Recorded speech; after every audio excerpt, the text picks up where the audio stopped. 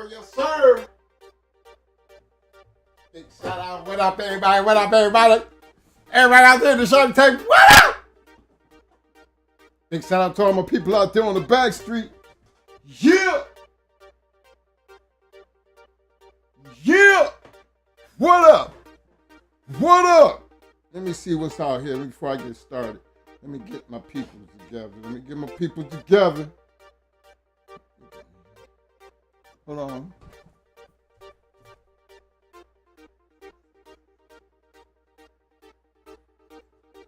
Yeah. Ah. Let me get my people together right quick here. Let me see. Big shout out to my man, Prophet Google in the house. What up, fam? Johnny Ford. What up, fam? The one and only, the incomparable, the man. Mr. Dickie Foster in the house. What up, fam? Double M Dispose in the house. Bite down and shake that like button, fellas. Bite down and shake that like button.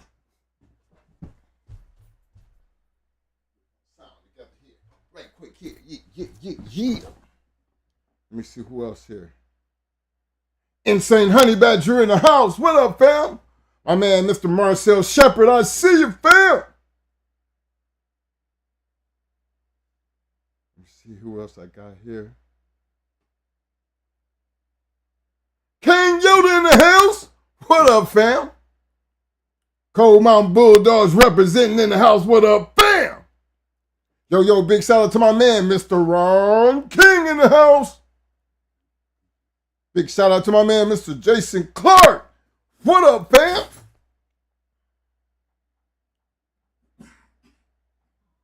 Tribbleboard. I hope I ain't messing that up. Welcome to the Shark Tank, fam. Welcome to the Shark Tank. You got to take care of you. Everybody in the Shark Tank, show them some love to our newcomers. Big shout out to Swamp Thing Melee in the house. What up, fam? Yo, Mr. 216. It's going down Monday, baby. It's going down Monday. Big shout out to Vendetta in the house. Welcome to the Shark Tank, fam. Big shout out to my man, Mr. Chico Nicholas. What up, fam? Yo, my man, Mr. Derek Lockett in the house. What up, fam? Yo, big shout out to Concrete Vic in the house. What up, fam? Big Doe. What up, fam? Pitwise Kennels representing in the Shark Tank tonight. What up, fam? Let me see here. Big shout out to my man, Mr. O in the house representing in the Shark Tank. Welcome to the Shark Tank, fam. Again, to all my veterans in the Shark Tank, show the newcomers some love, baby. Yo, K-Walk. What up, fam? Dun. What up, fam? Bulldog. What up, baby? RBG Lone Wolf in the house. What up, fam? Wild Mongoose Kennels representing. What up, fam? Murdo. What up, fam? I gotta hit him with the Don. Yo, Don. What up, fam? Let's see. I want to make sure I missed anybody. Let's see. And let me give a big shout out to all my people out there on the back street, just letting you know I see you, fam. Appreciate everybody for showing up for this Hot Mic Friday. Yes, it's Hot Mic Friday, finna go into the weekend. You know, got a little warmer today down here representing in Florida. Hey, don't forget to hit that like button and don't forget to participate in the poll. You know, these things here, I mean, the like button, you know, again, we all know that's free. So I try not to be beating people over the head about hitting the like button because some going to do it, some's not going to do it. But the thing is, it really does help the channel. I don't know how, but again, hitting the like button just shows, you know, participation. And me as one of these creators, video people, we really did. Me and Mo really don't be paying attention to that type of stuff. But then again, we do, because if we're gonna be doing this, we have to understand why people press the like button, press subscribe button. So if we're gonna do the business, we might as well try to at least half-ass do it right. We haven't gotten to the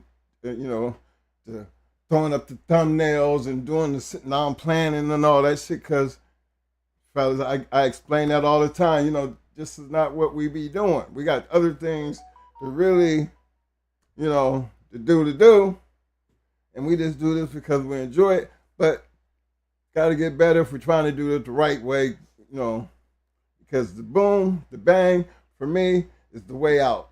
That's when you're going to see just how good I can do if I was to ever take my time out and do it. Because then I'm going to be ready to put the show together, because I know this is going to be our very last show. And I really be meaning that. I don't know if we're going to make it through 2025. You know what I'm saying? 2024 was a bad year for us. A lot of things happened. A lot of people, RIP, you know what I'm saying? We got a lot of things going on. But in the midst of that, and through all of that, you got somewhere that you can go and sit down and give back, because of something that you hold so dearly. So I'm going to speak like I am not like Mo. As everybody who have watched these videos, me and Mo we really are two different people. We just look alike. We almost think alike. But then again, it's like yin and yang. You know what I'm saying? There is a lot of me and him, and a lot of him and me. So we already being twins. And then we Geminis, we got them kind of twin power activate shit, you know what I'm saying?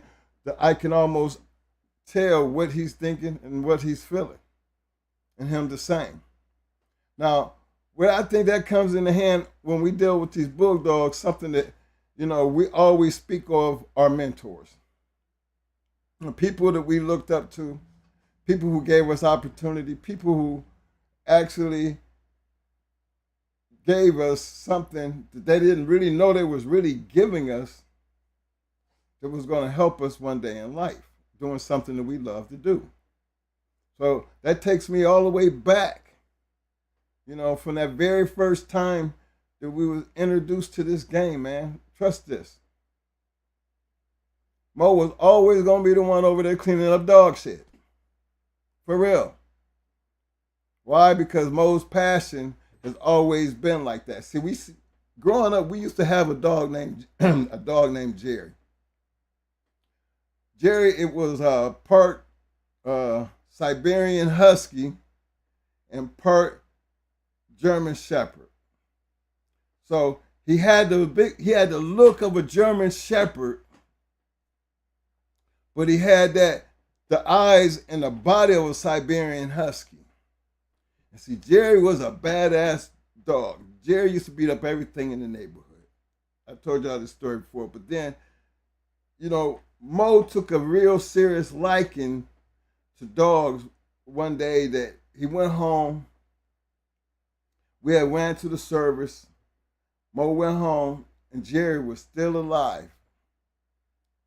Jerry had been on a chain, so long while we was in this, I think it took Mo about a year to come back. And see, my mom, she loved Jerry, but she didn't, she always had one of my little brothers, go out and feed Jerry. So Jerry lived to be damn near 15 years old. But Jerry had been on that chain for so long that the skin had grew over a layer over his chain. And there wasn't no little chain. See, Jerry's problem was when Jerry got loose, Jerry was like an escape artist. And my dad, he was the reason we had Jerry, but then them big old stakes in the ground because Jerry used to always break loose. Now imagine, I'm telling y'all, this is a Siberian Husky that looked like a German Shepherd based on his, that's his look. You look at him, you think he's a big ass German Shepherd, but we know that other part of him was that Siberian Husky. It was really a Siberian Husky, and off of my uncle who had a male wolf. So between him and my dad, they had bred these two things together, and this is what our puppy was. But he would always get loose, and when he got loose, he would just terrorize the neighborhood. Not people, but people, the cats, the dogs, and everybody just knew Jerry's loose. They called Jerry loose. But he had been out on that chain because my dad had a stroke and was paralyzed. So he couldn't really go out and deal with the dog. My mom used to just go out there and take his food out there, and she would slide it over with a broom. Because my mom just didn't like dogs. But because Daddy was down, Jerry was still there. Jerry still was back there living, had a nice little house and everything, but my mom couldn't mess with him, and my brothers and them wasn't around. So Mo came home one day, and he seen that. And he ended up pulling that shit away, and he took Jerry in. And Jerry lived with Mo for 1 year. And I gotta tell you, that was my very first dog I ever cried when he died. Not knowing what a bulldog was, but just knowing a dog that you grew up as a kid, and then you watch this dog, pass away, not on a chain. Because when Mo took him off that chain, he was never on a chain from that day forth. And Jerry died a year later. But he had a good life. So Mo was the one that always dealt with that. He became that guy, because from there on, he went from there to, we went to the Doberman Pinschers, the damn Rottweilers, and now he in the Malinois. Got to remember the path we going on and understanding each one of these dogs dealing with Mo had a purpose. See, he never went into anything without a purpose when it came to dogs. Gonna always take good care of them. But see, when he got them, it was a purpose. Like with them Doberman Pinschers. Now, you would think we had Kojak and Apollo. The reason I named them two dogs because those are the two great dogs as far as Doberman Pinschers that just, and Zeus. These were some of the biggest, prettiest Doberman Pinschers you ever want to see in your life. People would always look at them, and they were always so well trained. When I say Mo put that work, Mo could walk down the street, all three of them. No leash. And everybody knew those dogs. Could walk up to them, pet them, and everything. But in the same token, one word, and you will see three-ass Doberman Pinschers ready to rip you apart and turn off like a light switch. So he always had people's attention. So when you got that kind of attention, and remember we was in North Carolina. Remember he did this in North Carolina and Ohio with Doberman Pinschers. But when he was so into what he's doing and the perfection of how he wants. These ain't just normal good-looking dogs. These dogs are killers. These dogs is his soldiers that when they walk down the street, right, the competition and them trying to do exactly what Mo said, they bodied up to each other. Nobody's getting in front of nobody. They like this. But imagine Mo taking them, creating every color of a Doberman Pinscher. He did. He had every color. And all of them came out of that group, them dogs right there. All of them. From sister to brother, from grandfather to, he did all this breeding, but he he was able to organize every color. Now these dogs grew up, y'all.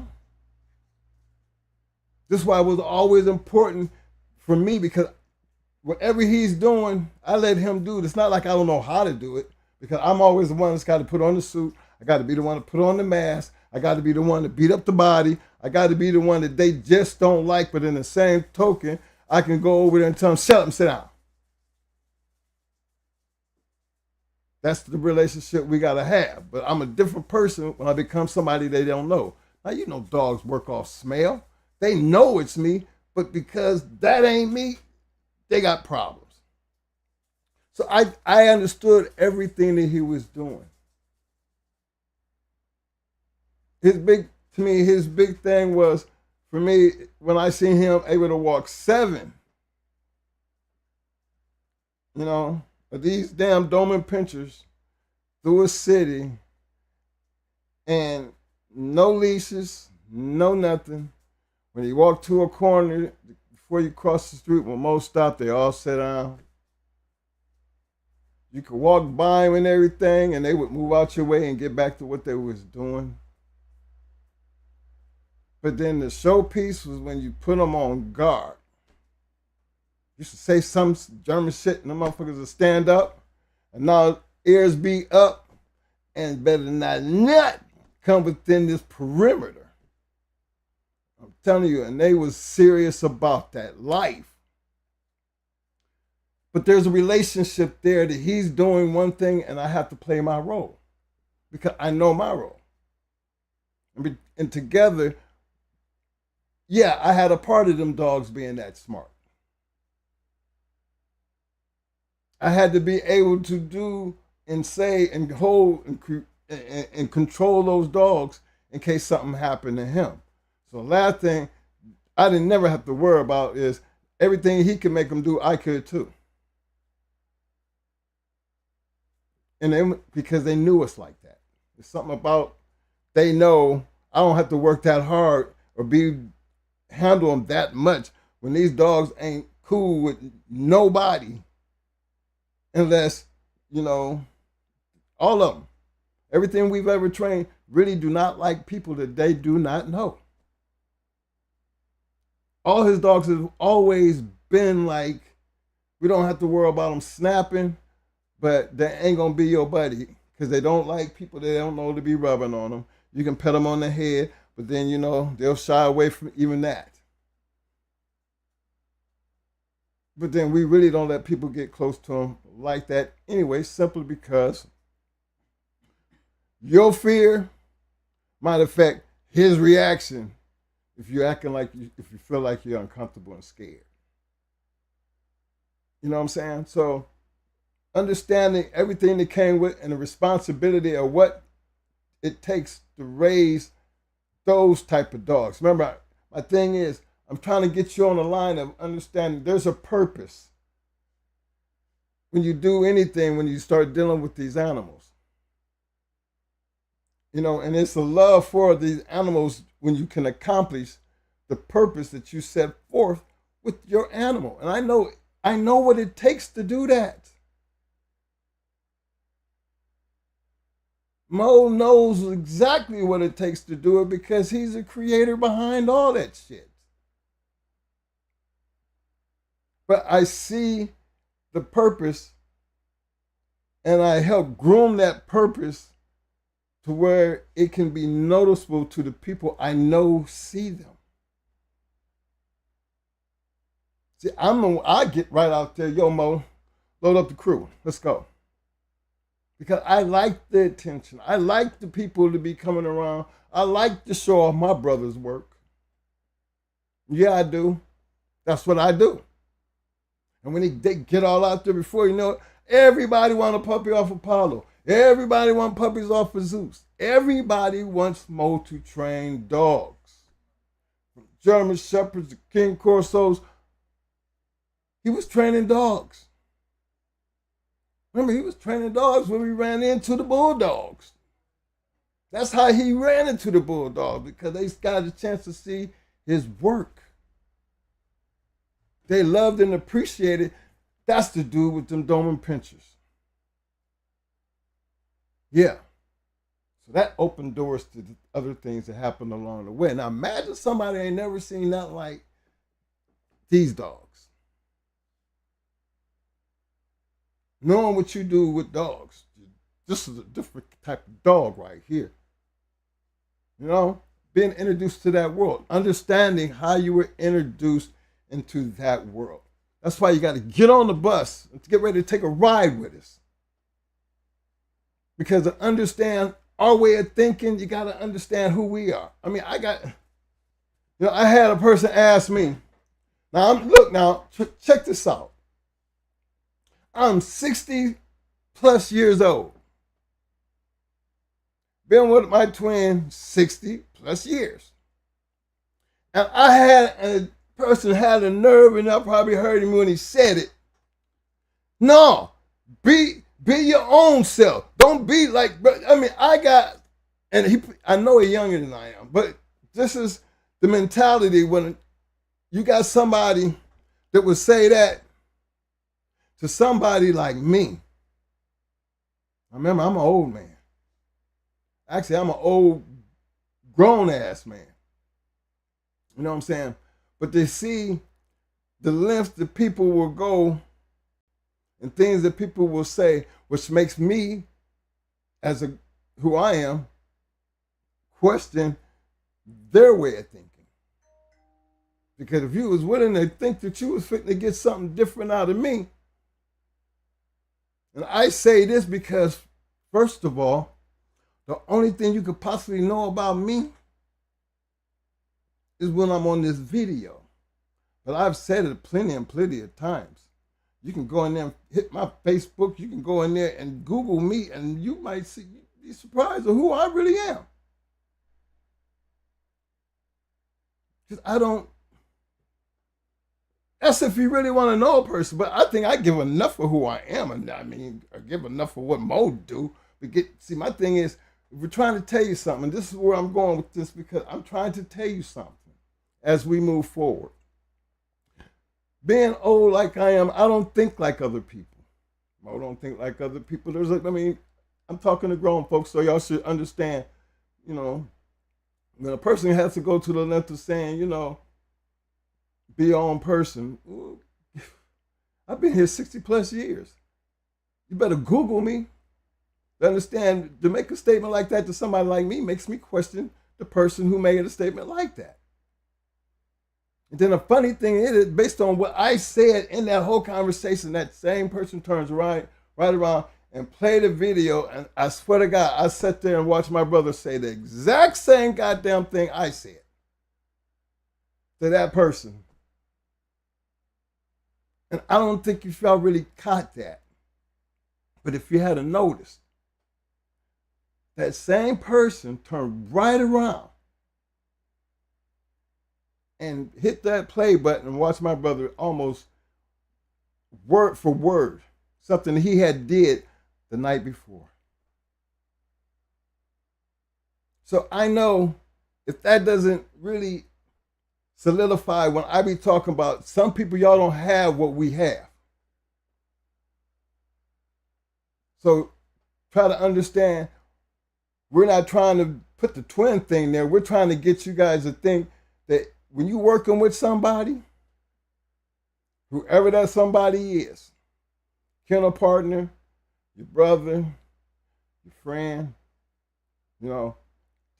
it takes a good, solid relationship when you start dealing with these dogs. Because to me, these dogs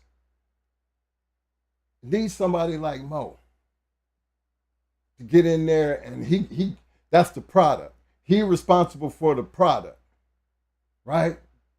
So yeah, you worry about that over here. Let me worry about this part over here. Because I know when it comes down to the product, I can vouch for him because guess what? I'm a part of what that product turns out to be. So I'm going to take that and I'm going to use that as my mouthpiece to get y'all to understand. When we get on that bus and we go back here, everything that he is trying to tell you, there is another part. And we talk about those people who open their doors. We talk about our KP. We give all these people love. But y'all better understand something here, man. I ain't like any one of these other people and everybody just doing what y'all do out there. Trust and believe when I say this. And it's coming from me. I ain't like all of that because guess what? Last time I checked, I'm a grandfather, a father. You know what I'm saying? More a great grandfather. So I really don't need to be trying to explain how to live life.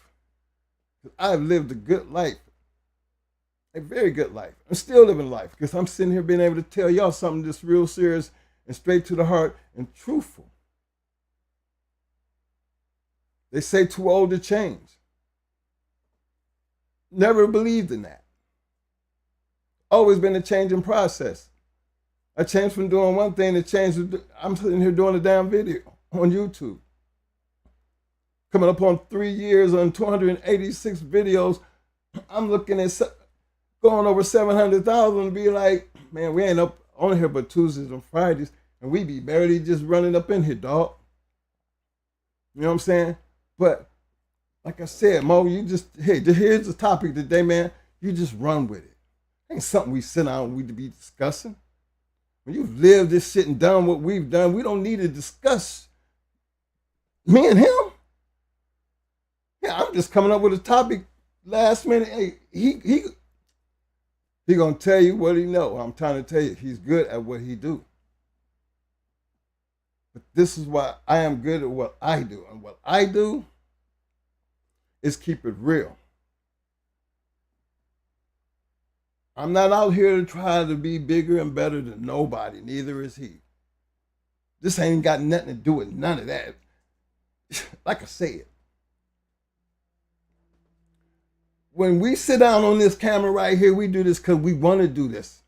Not because we got to do this. We get in front of this camera because we sharing the real experience that me and him, lived a life in that world that was one of them times that I could sit back in life and be like, we are now. When we get on the bus, we're really trying to put you right there. Show you this. Hey, this is nothing back there you can go change, but don't have a problem sitting here trying to tell you, look, this shit right here. That person right there. These dogs right here. Them people over there. Why? Because we was right up in the midst of that shit. Again, like I said, y'all don't know me.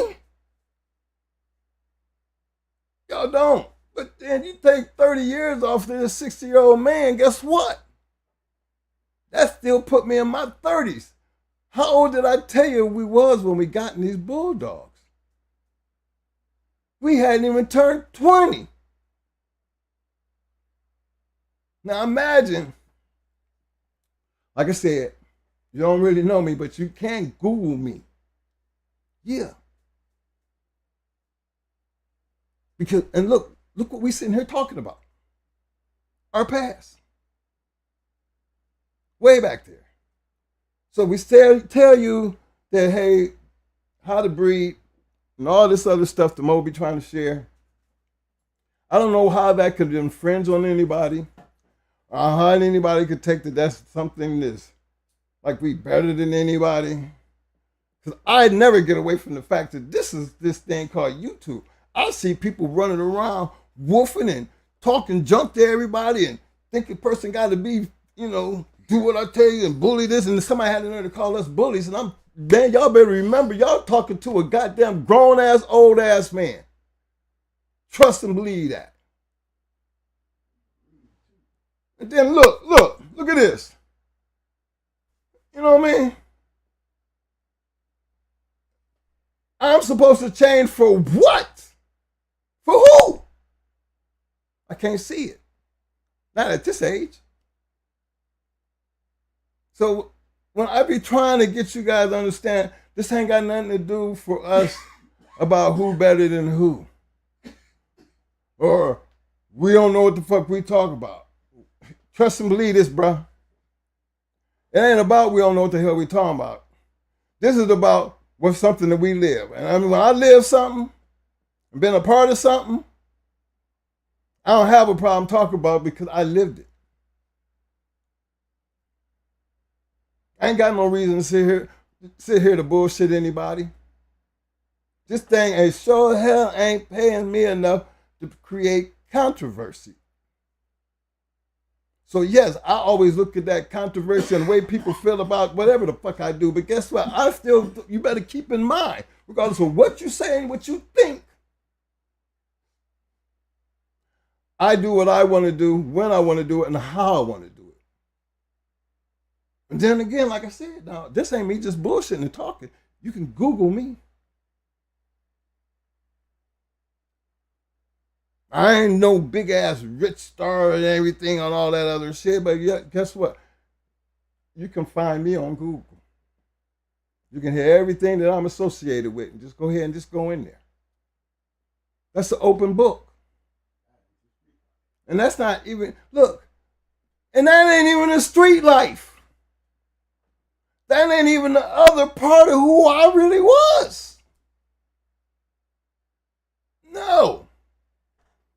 I'm out here trying to be like, I'm all that, but what I'm trying to sit here and try to tell you is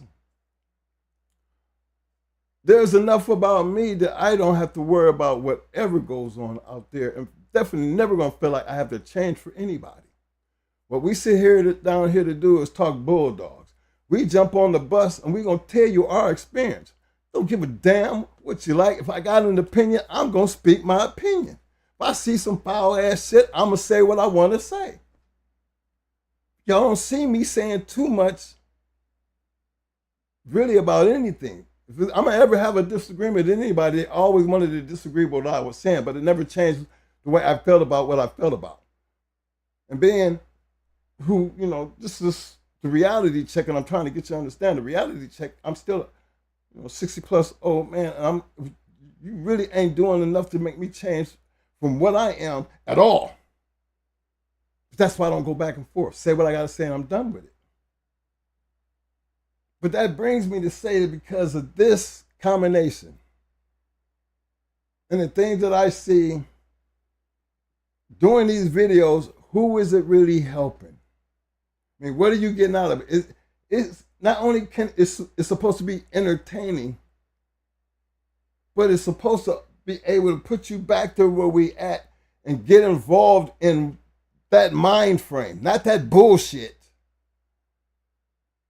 I'm talking about that mind frame is I want to be out there doing what these boys is doing. Because these boys right here, these 90%ers, what I'm saying to you.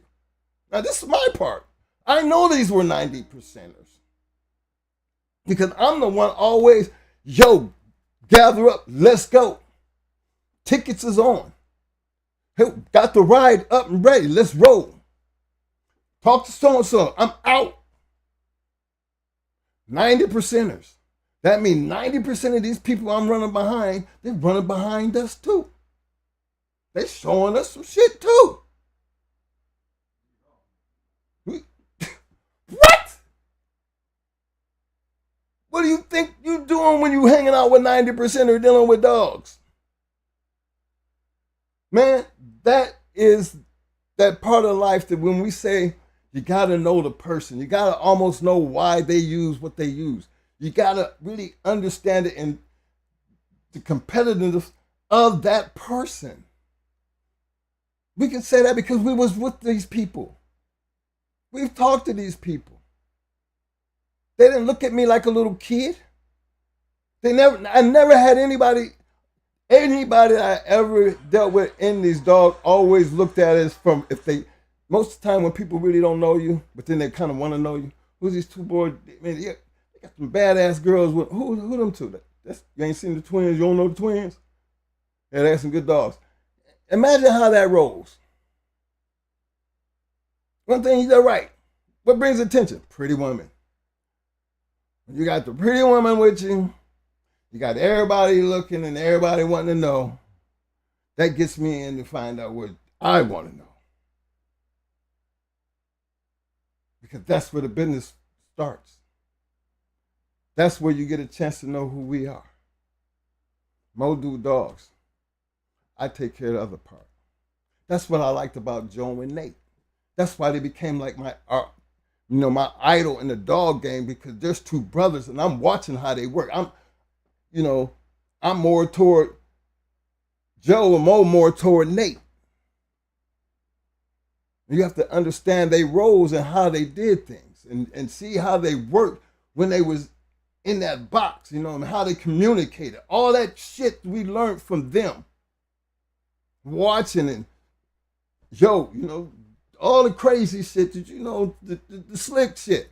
Not that cheating shit, the shit that a brother could go over there and be over there and talk to the boy, and the boy still know, okay, you over here. I mean, sometimes it was time to hear Joe's voice, or sometimes it was to hear Nate's voice. Those things, man, this is how serious we was about this game.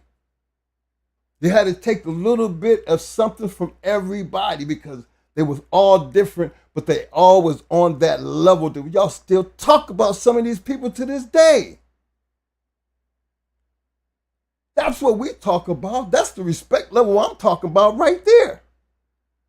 Don't know what the hell going on up here. Don't get involved in how you breathing and what you breathing. What we are here to do is show you our purpose for these American Pit Bull Terriers and the community that we came up in. Because there's a lot of great dogs, a lot of great men that came with this game for us to be in it as long as we have been in it. And then when we tell you we can only do no more than what we learned and gathered up from all them people, and guarantee with all them people, you never, ever, ever hear them say anything bad about the twins. Actually, they tell you them some good dudes. Yeah, I done seen them go off now. They ain't nothing to be fucking with, but they cool. And they be right. So when it come down to this thing here, I am in no competition with nobody. No, this ain't about competition. This is about sharing something that I hope if everybody was to take this kind of stance on something that you have done and you're a part of something and you're just trying to get back from your version, from what you did. And that ain't hating on nobody. That's just telling you, how about respecting some of the guys that we talking about? Because regardless of what the situation is, I mean, they are worthy of a conversation. And understanding that, you might not be able to talk to them personally, but then guess what? I can share the experience with you because we was there a whole lot because they were the 90%ers. When you're dealing with 90%ers and you got, you have money, that's how you take care of your money. That's why people go gamble. That's why everybody hitting the internet gambling games. Everybody's gambling. Look at all the different ways to gamble nowadays. For us, we didn't have all that. So, it wasn't but a phone call away and this is going down and I'm going to be there. That's reality, man. That's our past. This is what we talk about over here. The game dog. That's where the experience comes in. You're supposed to take the knowledge that's actually being given because the only reason it's being given because it actually was working. Where the hell you think we got it from? Can show you examples, being that where do we get it from? You got so-and-so did this because you watch how so-and-so bred. But so-and-so over here, he was just doing this right here because you didn't get too much breeding out of him because he was too busy doing some other shit. You know, you could go down and take some of these great men and them great dogs and see how they got to where they got there. So if I'm doing what they doing, why wouldn't I have been able to get there? And trust me when I know Mo done said this plenty of times. It is no way we could ever be bigger than them because we was learning. Remember that. Each one of them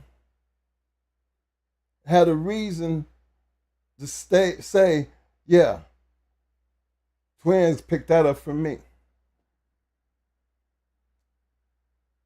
I can show you why I picked it up from them. You can actually go ask them, but then if you knew them and you seen how they worked, then you would know that yourself without me having to say nothing. We used to get dog all the tricks of the trades, everything about we talk about now. Because that's just the way it was. It's entertainment. That don't make nobody better than nobody, because for me, can't nobody get better than them. Because if y'all get better than them, then y'all be able to pull up y'all pedigrees and stand it up to their shit. Y'all be able to sit up and talk about them dogs while you can still there and find them in that pedigree. Talk shit on them, but yet you still can see they shit out there in them pedigrees. So that means they're still living on. So you can't just forget about them. We won't let you forget about them. Because all them guys deserve, you know, they time, man. You know, Mo done named them from there's so many that he has named because he never wanted to leave nobody out. But you don't see them out here on no podcast. But I guarantee you we can talk about them and their dogs. I bet you we could show you their history where how you gonna not be in that area and not know that dog? How you gonna be in that area and not know this dog? How you not gonna be in that area and not know that dog? How you gonna be in that area and not even know them? Are you talking to, you know, like, this is me talking. You know, the old man. The one ain't got no reason to sit here and be bullshitting with you.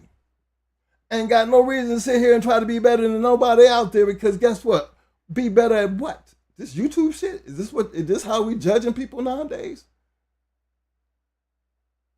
Because if so, I got to be running in last place because I don't see myself ever feeling like I have to adapt or become something that I'm not to be on this damn camera to get people to come see what the hell's going on.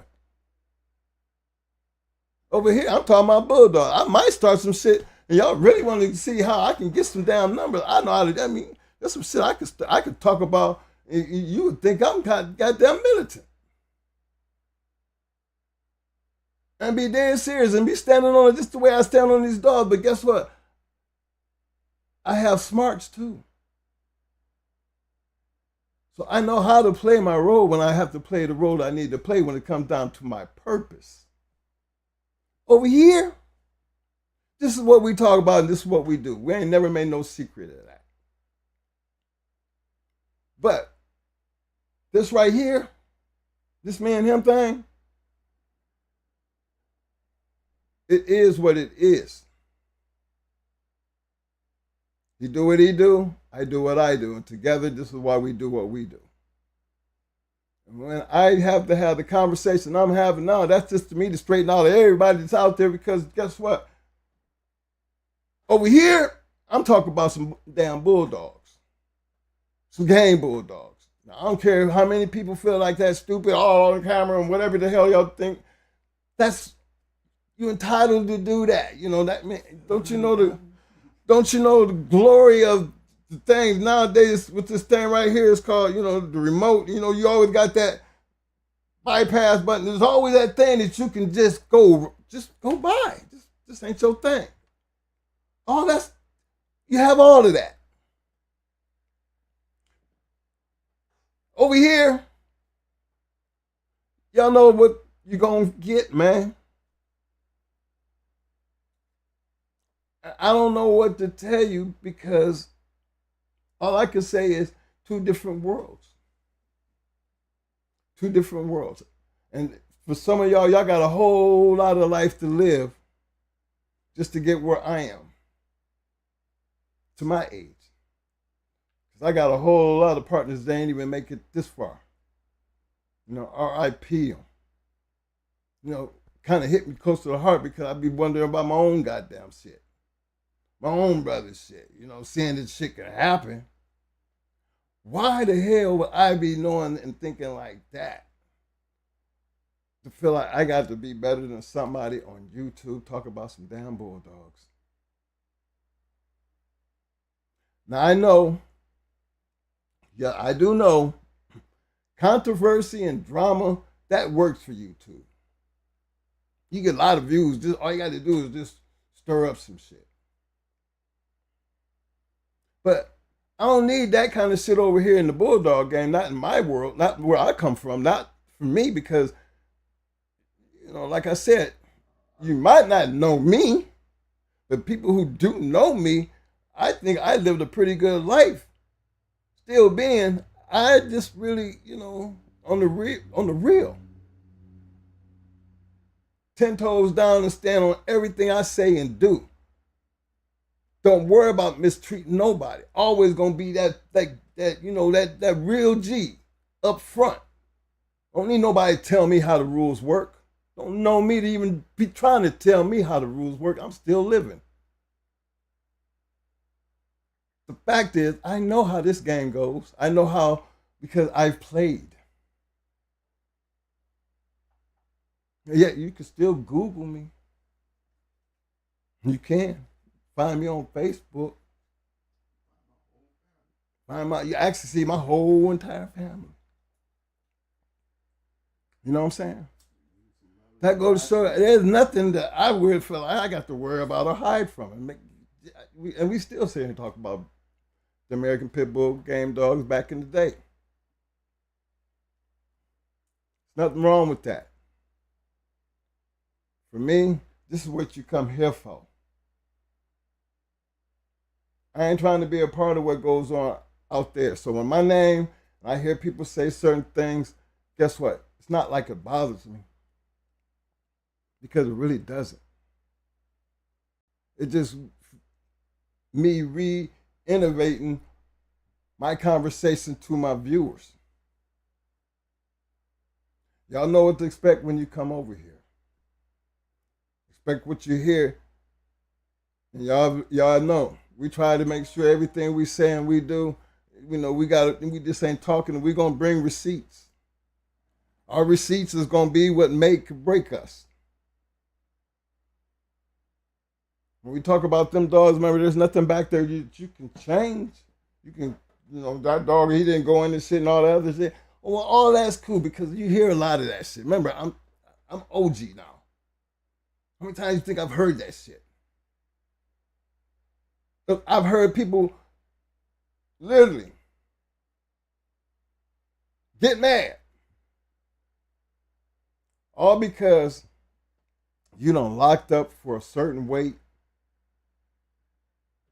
You show up and you guess what? It's us. That now we got issues. Because you feel like you've been set up because it's us. Whoa. What happened to the dog? What you bringing?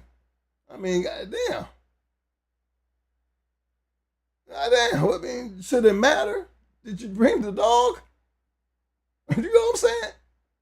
But yeah, imagine running in this situation, and I'm talking about not just once. I can tell you 3 times I've seen that happen. I told you it was a time that we stopped saying and start just calling weights. Don't say this, just start calling weights. Just, who got it? Yeah, go ahead, lock that in. Yeah.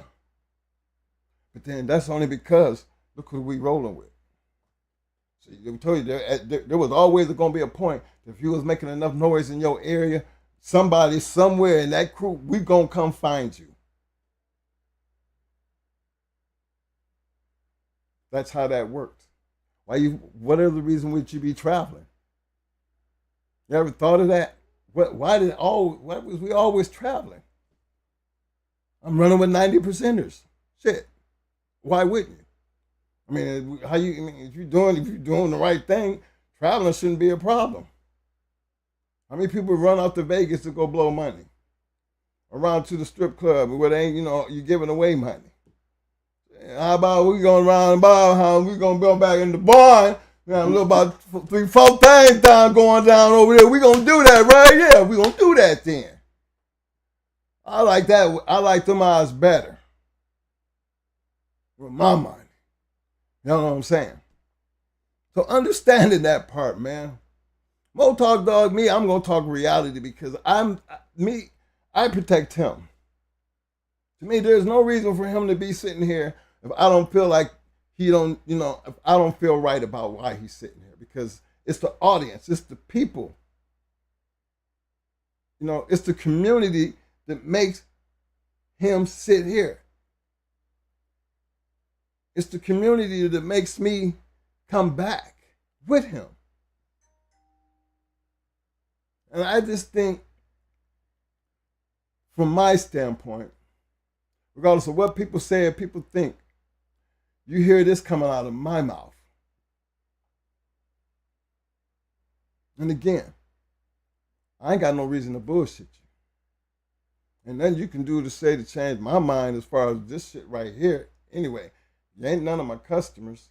So it's not really like, just nothing there, for me.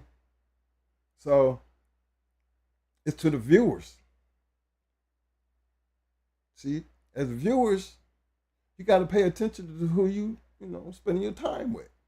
I don't want y'all to be misconstrued about why y'all spending time right here. I just want that time to be appreciated, to keep us coming back, because guess what? Until that very last video, the passion is going to always be there. Why? Because this is, who else would you want to share it with? I'm not going to sit down and write no damn book. I mean, no, we got this little book thing going, and that's a whole problem right now. We got to sit down and do even the talking part, and you got to be in your right mind, and you got to be ready to put that effort. There's no need to put effort into something if you ain't going to be all in. And that's just something that we just haven't been all in on, because we don't know how to end the story. The greatest story that we ever going to have about Floyd Boudreaux is when Floyd passes. Trust and believe that. You're going to get more love, more recognition when he passes than where he really supposed to get living. That's being straight up. There's a lot of dog men out there that played a big part in this game. We don't have no retirement fund. We ain't sophisticated like the NBA and all the other. Remember, all this shit's underground shit. You know what I'm saying? But even in my baller days, I always took care of the neighborhood. I always took care of my people. I always was down there coaching the basketball team, coaching the football team. I'm always looking just to help. I'm always trying to teach something. Here, you need to learn a trade. You need to get your ass in here and learn the trade. You get off the streets and come over here and learn the damn trade. You want to get some bulldogs? You want to deal with these bulldogs? You ready to put up the work to take care of these motherfuckers? See what they come on the yard. Come on. Damn, you got to feed all these motherfuckers? Yep, you got to clean all that shit up? Yep. There's some brothers that put in that work just to be able to come out there and just see what it took to do what we was doing. That's it. And they took off and they ran with it. True story. And again, I try not to tell their story because I feel that one day going to come time where they're going to do just like we did, and they're going to get up and be comfortable about telling their damn story. Because to me, it still was a great story. They actually put in the work. Let them tell you. Their times on going hard yard. The shit that they got a chance to see. The shit that they took and what they did with it. And the people that they damn met. How about their story? they dogs. Remember, we just passing it down. You know, everybody can talk about passing it forward. That's what I'd be talking about. You want to make you. I mean, this is how you do real shit. This is where, you know, this is how this shit works. I mean, it didn't start with me. Remember, everybody made it clear, pass it forward. Just like the people I train, I tell them, pass it forward. Like I trained you in the time I took to you to get you to do what you do. Now you pass it, you owe somebody. You go grab you somebody. Couple bodies. Get as many as you can. Trying to do the right thing. If you're trying to do the right thing. If you're over here, this is what we talk about over here. We ain't trying to get nobody to do what we do. It takes a whole lot to do what we did. A whole lot. It's a whole lot. Trust and believe that. Take my word. Get on the damn bus. Do you see what I'm trying to say here? We didn't create this game. This game was there when we got here. This shit is real. Shit was real as hell. And it's a matter of what level you want to play on. No, I'm not playing in the backyard shit. We up here in Ohio. We in Carolina. I mean, everybody, you know, everybody got good shit. We got to get some good shit. You know what I mean? I got to get whatever, you know, I got to get where that shit was like fish scale. You know what I'm saying? You know that pop, that whop, that good shit. I need to get some of that. And everybody been there before. But you gotta understand our way of thinking when we say we was getting there wasn't just trying to have a dog to have a damn dog. From the very first time we seen one of them motherfuckers, I'm trying to tell y'all right now, Mo is already in go. Already. We ain't just gonna have no ordinary shit. Not this. I just need y'all to understand where he coming from because we all been there, but guess what? There was a beginning. There was changes all along the way. Nobody could tell you better than somebody who actually lived it. And what made the change? And why was there a change? And what did you see with all these great dogs that you had? When I say great dogs, all you got to do is put up the damn pedigrees. Come on, this shit's on the yard.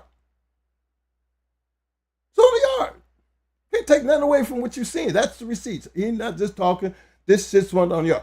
So it ain't like he just got a dog on the yard. This is still a going hard yard. Over here, this is what's going down. And in order to be able to survive over here, learned that early coming in. That ain't something we had to learn along the way. Marines, killer Dobermans, killer Rottweilers. Why the hell wouldn't we have killer pit bulls? Understand, we are not somebody who's trying to be something that we're not. What we're actually showing you is who we really were. Now, maybe that might edge somebody some type of way. But you please understand, I didn't have, being the same person I am, I never had problems on the streets or in my business. When I say I'm a boss, I really am a boss. And I deal with people, all types of people. And I can really tell you, out of respect for my business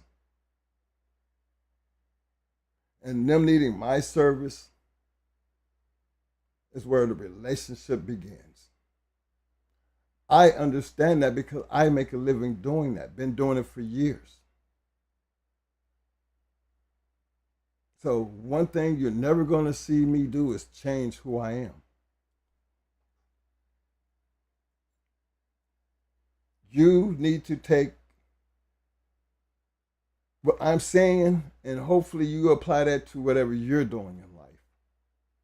Because over here, I'm just talking about bulldogs. But there's so many other things that I can relate to because there's so many things as a boss that I have done. I don't worry about being fired. I don't worry about getting contracts. I'm at the time in my life right now that I really don't, I'm waiting for death to come get me any moment because I've already done enough. to enjoy my life where I don't fear death. But I like doing this right here. I like talking bulldogs.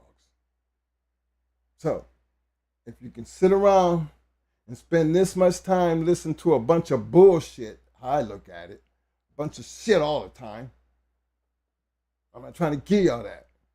I'm going to use my time to tell you some real shit.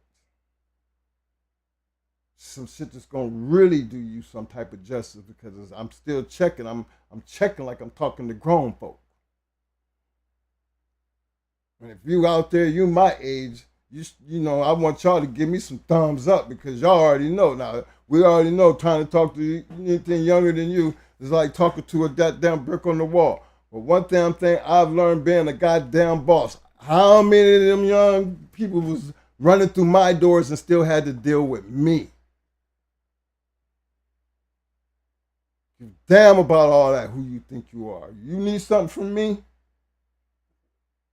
You want to get something from me? Because that's the only reason you can possibly be anywhere around me. You need some opportunity. Yeah, I'm willing to give up that opportunity. Evidently, it's something that I'm doing that you evidently like. But in order to be able to get anything from over here, you're going to have to put in some work. And when I mean put in some work, that means what I teach them, is supposed to shine on me. Because when they get out there, it's on them. I want them to get out there and be able to look back at me and say, man, thank you. Thank you. I would have never been thinking about doing that if it hadn't been for you. I get a whole lot of that. It ain't about these damn dogs either. But that's that thing I be talking about. Being able to really pass some real shit forward. Talking to no bunch of damn kids. I'm talking to some grown-ass man. And me, a grown-ass man, my damn self on YouTube, but I can still sit back and watch whatever I want to watch. I sit there and watch, and trust me, when I'm done doing what I'm doing, my wife, she'd be laughing at me, because she can almost tell whose voice is whose voice. That's how much I be really supporting. You know, I support everybody. I just don't get in and I get to do the typing thing. But it also gives me an idea of who everybody is and what they do and their contribution to the community. And I always felt like there's no way in the hell I'm supposed to be getting caught up in any of this. I mean, for me, no. You have to understand why. Because you don't know me. But like I said, you can Google me. And we understand that as what we do here. And that's why I have this conversation, because when he gives up so much information, but then in the same time, he's giving up his passion. You know, sometimes you see Mo get off, and he's supposed to be off at 11 o'clock. Mo don't get off until maybe 1 or 2 o'clock because he forget what time it is because he's busy on one of them roles. That's passion, fellas. And ain't nothing that man can sit there and talk about. It's a bunch of goddamn bullshit. When you done this shit for over 30 plus years at the level and degree that he has, when he's even sitting here looking at these damn pedigrees with y'all, before he even go a generation back, he already know what he looking to find back there, because now he know this shit right here. He done seen enough of it, and he knows that he can show you why it works. Pay attention. Listen. He's not making it up when you've seen as much as he has seen and done as much as he has done. I tell you, there's no reason for me to look at a paper at all. For what? I gotta walk the library. Yo, Mo! Mo, let me see this paper. Let me see this number right quick. The only other person I know I can do that with is T.O. And maybe that's why him and T.O., you know, as partners, they're always going back and forth, because they know they shit. They know they shit. And that's where I just think it just makes him better. Because they always got something to prove. And the only way you're going to prove it to them It's going to only show up in the work. It's got to be a winner, baby. Got to be a winner. So understanding that, man, where I'm coming from, there's a team thing here. There's a partnership out there. There really is a community where we can have these type of conversations. Don't feel like that we got to beat up on each other to have views. What would this thing look like if views didn't, it's not supposed to matter.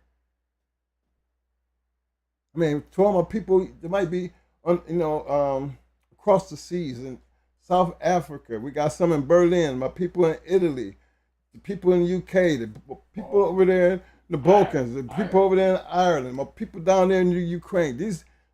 There's people just out there from everywhere to watch these videos. And I don't know if they translating or anything, but I think we even owe it to them to be talking about this shit from a real bulldogging standpoint.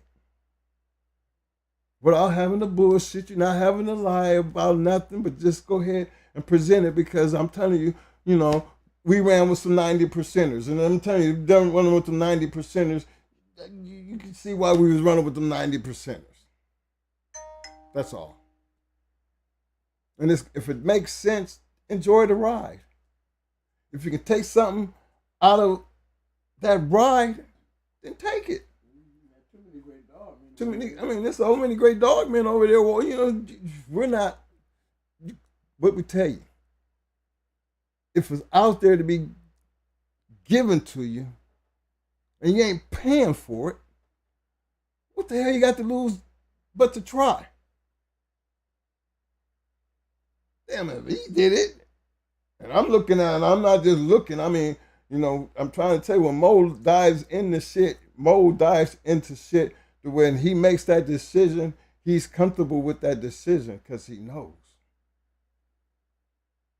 He knows.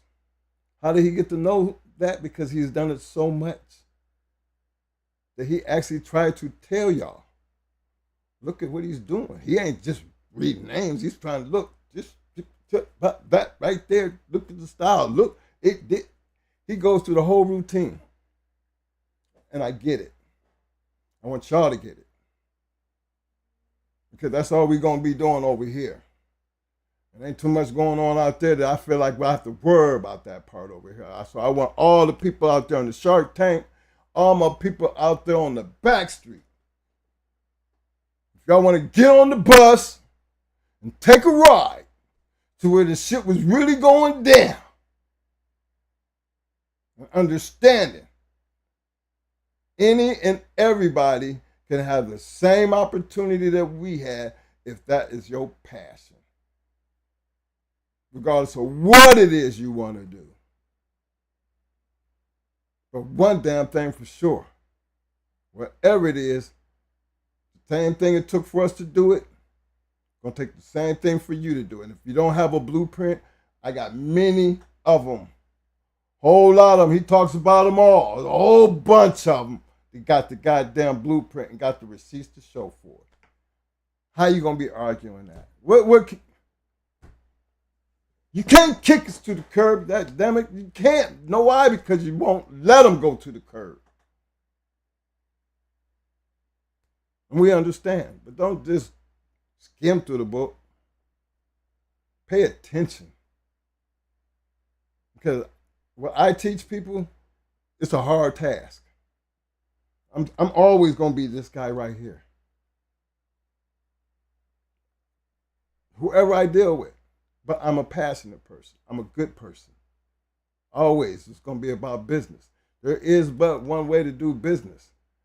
And that business contracts are based upon two people in agreement and they signing off on this. Any breach in this contract means you're liable for whatever the fuck I choose to do. Pay me. That's contract. So you got to be careful with what you're signing. Totally understand that. I mean, I deal with contracts all the time. Big ones, little bitty ones. Contract's a contract. That's business. I don't do no handshaking. I don't do no word of mouth. I promise I don't do none of that. You know, business is business. And this dog game has always been a business. All the way down to when we travel with them and hey, yo, you got that? Yeah. No problem, twin. Mo don't have to worry about that. Mo ain't gotta work. Go take care of I'm make my round right quick. I'm making my rounds. See, I love to make rounds. Oh, I love to make rounds. Yeah. You talking all that shit earlier. It was a good one, though. It was a good one. Yeah, you got that? Yeah. Never had a problem. I think one time we did have a problem. It really wasn't our problem, but because you was with me and it became a problem, we took care of that problem. And it wasn't nothing to be bad about, nothing else, because sometimes people don't understand business is business, and sometimes you got business is meant to be what it is.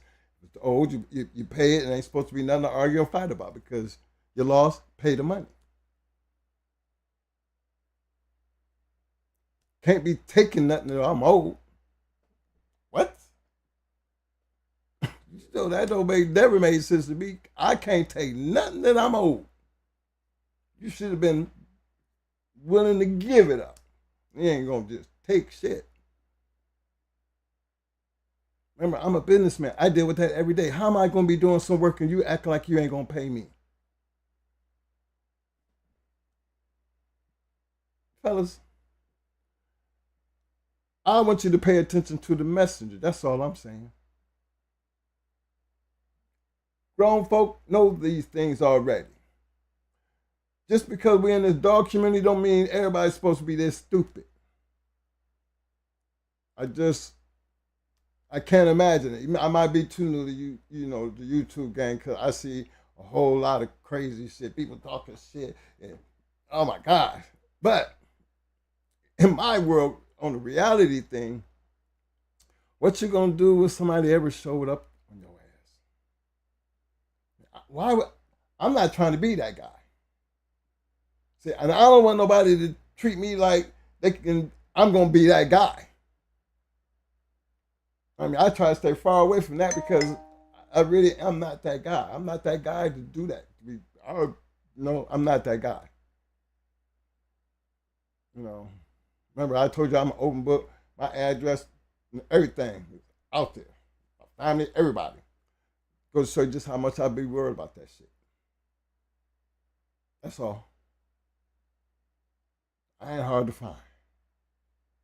So if we ain't doing them like that, then we should never have a problem. I need the community to stop, check this shit out. Because I'm just saying, over here, in this channel right here, we talking about bulldogging. Every way that we can possibly talk about them, as far as the game, the care, the history, even the entertainment side. We can't give you nothing else because other than what we doing right here, what everything else we do don't have nothing to do with this. So we always gonna keep it on this because that's what this is for. So we need y'all to enjoy it, appreciate it, show the love, and please understand, without stepping on no toes, getting everybody to understand, we ain't trying to be better or better than nobody. What we're trying to do is just be who the fuck we are. Too old to change that, so take it or leave it because you always can do this. Y'all know I'm coming from. All right, now I'm going to turn this over to Mo and check this poll, and we're going to go from there. I don't know who all my names is and everything, but hold on, I want me to do the shout outs before I go. Okay. I think that's it. But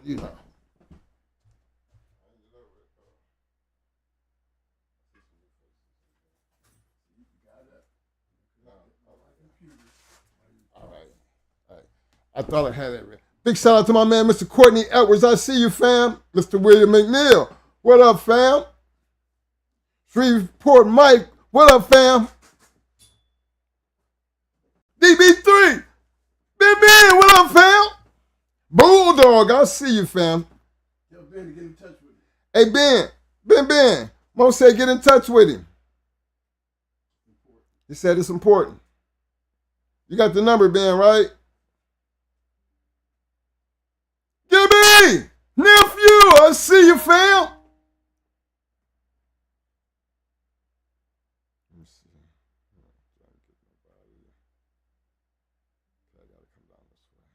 Y'all bear with me. I ain't trying to leave nobody out. I see my family in the house, that's for sure. Big shout out to Bloodthirst. What up, fam? Live your life, dogs in the house. What up, fam? We hunt Kennels representing the Shark Tank tonight. What up, fam? Johnny 5. What up, fam? 517 SCK. What up, fam? Again, like I said, big shout out to all my people out there on the back street. Show some love. Mr. Demetrius Dodge. Almost miss your fam. What up, fam? Eli Monster. What up, fam? Let's see.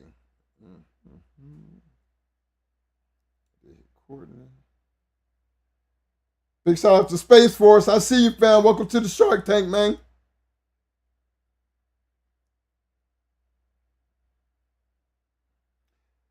FO4K in the house. I see you, fam. BMK. What up, fam?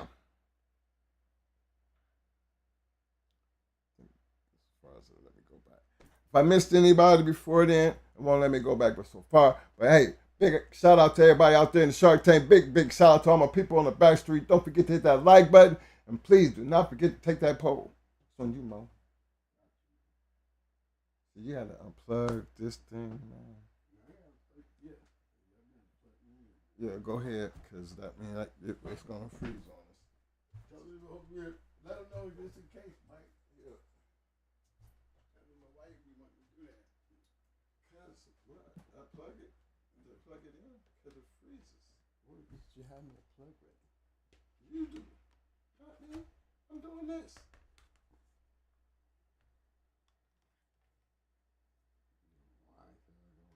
Y'all, if it freezes on you.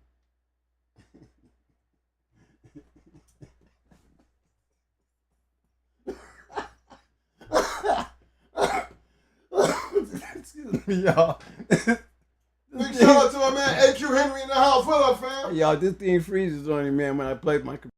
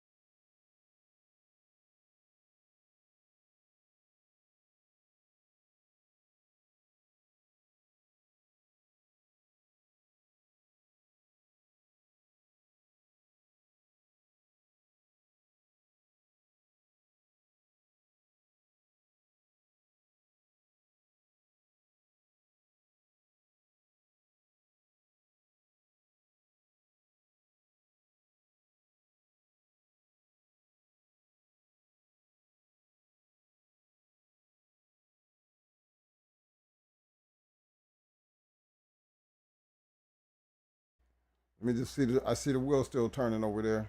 Hold on.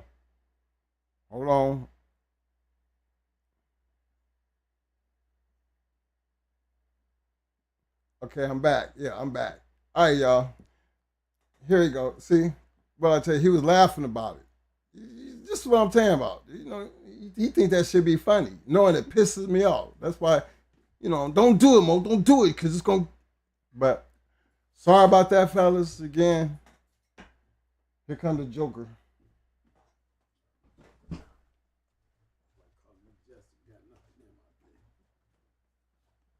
All right, y'all, I'm back. Hey, what's up, everybody? Yeah. Funny, ain't it, man? I ain't trying to be funny about it, man, but I knew it was gonna happen, man. I knew it. He was pressing me too hard. Don't do it. Don't do it. Why you always got to do it? You could have put that. All you want to do is you gonna put it on my email.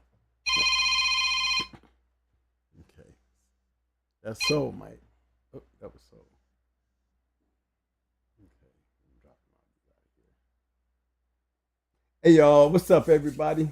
Thank y'all for coming in. Shout out to the chat. Shout out to the backstreet. Shout out to the viewers. What up? Hey, I wanted to go through this thing. Remember we did the last show with about Bull and Joe Abraham and them. You know, the question was, you know, they actually had the little question about, you know, they could have bred to the champion they had instead of Buck. You know what I'm saying? Like I said, through all the years, and you know, I never questioned it. You know, I never questioned it because I knew. But I told him I had a picture, and I definitely found a picture. I'm gonna show y'all right quick. You're gonna be surprised. I told him I had one. There it is. That's John Bemis and STP with Joe Abraham. So, it would be no doubt that I wouldn't think it would be any other dog to breed Queen of Heart to than the guy he's standing there, the guys he's standing there with. You know what I'm saying? None whatsoever. With a bulldog. You know what I mean? So, you know, for those who kind of know the story now, that just, you know, because you're just hearing about it, or those who knew of the story, this right here should put all that shit to rest. Because there would be no reason for him to not breed Grand Champion Buck, the Queen of Heart. No question. Never was a question, even when it came to John Bemis and STP about that breeding anyway. But I told you I had a picture. I thought it was Nate, but I saw it, the hat, it was Joe. Okay. That was just a piece that I wanted to fill in.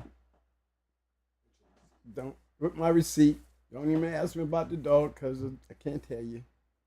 But it won. But yeah, man.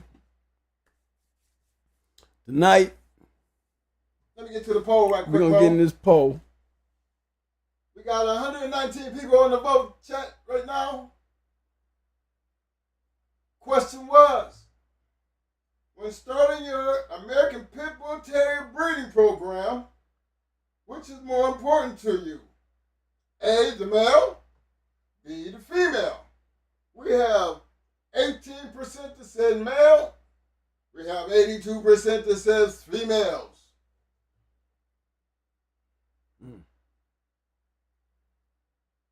82? Well, y'all definitely getting that part. You really can't do nothing without them. You know, you taking a chance buying a male. Being 1,000, 15, some of y'all 2,000, 2,500. 2 years from now, I go like, yo, man, whatever happened to that dog you bought at over Jimmy? Oh, he didn't work out. 1,500 gone. 1,500 gone. We ain't gonna be doing that shit. No, we don't do that. Y'all, we don't do that. Look, in the very beginning, I always talked about the breeder. You know what I'm saying? And the dog man, the hunter and the breeder. Hunters buy males. Hunters end up spending a lot of money trying to find them the male. A few of them will sit there and grab a good puppy, you know what I'm saying, and hope. And then some of them will be a breeder and they'll buy a puppy, male, to study him out and don't give a damn what he turned out to do. You know what I'm saying? As long as he's good bred, I'm going to use him. Y'all go up there and quit right off the bat. He gonna use him. He ain't gonna tell nobody, you know. He gonna use him. That's a breeder. But a hunter, no. He hopes sooner or later he'll get the right dog, get his money back. Because usually when you get the right dog, you get a lot of that money back. You know what I'm saying? You're right about the female, because the female give you a selection. If you're particular and selective in your breeding, and I say this because I have put a lot of champions on this screen here. And there's been a lot of champions from other people that has been on this screen. And to be witness to a lot of that, because it becomes its own receipt.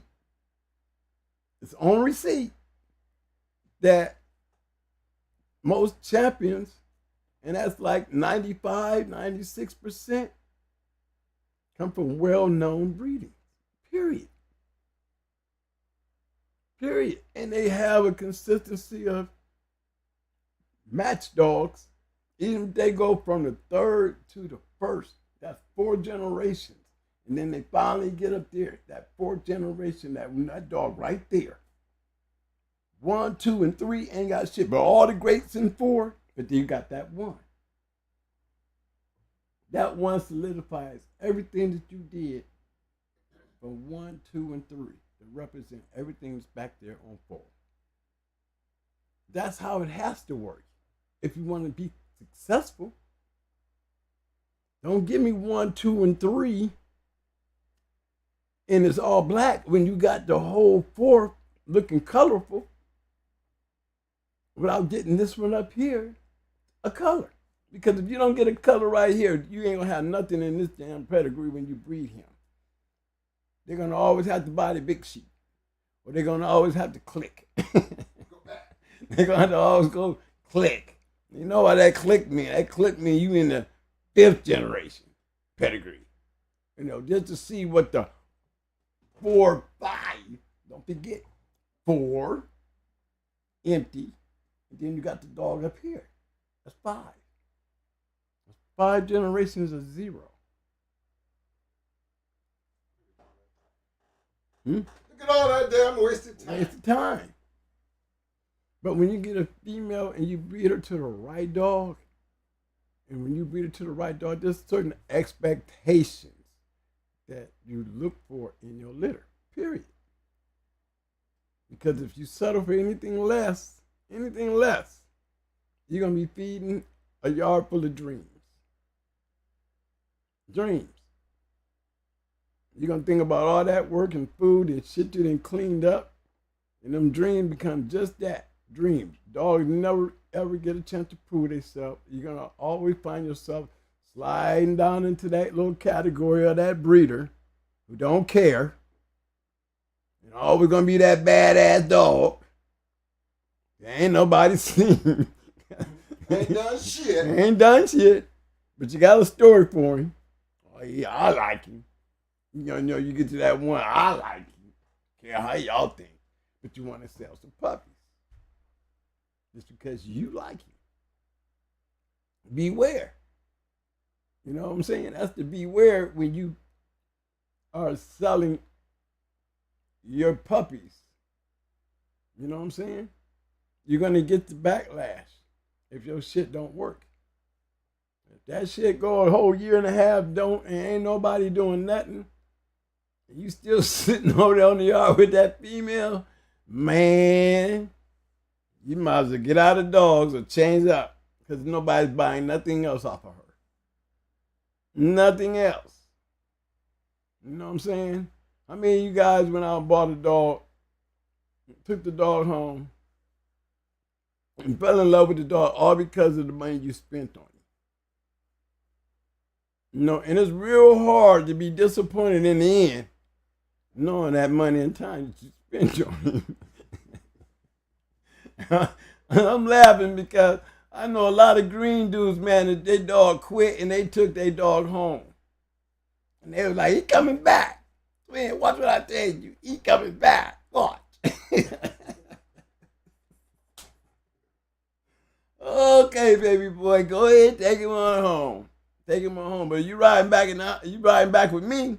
If you riding back with me, we ain't got no room. Okay, I'm letting you know, cuz you better be driving your own car. Cause this shit don't work out, I ain't got no room.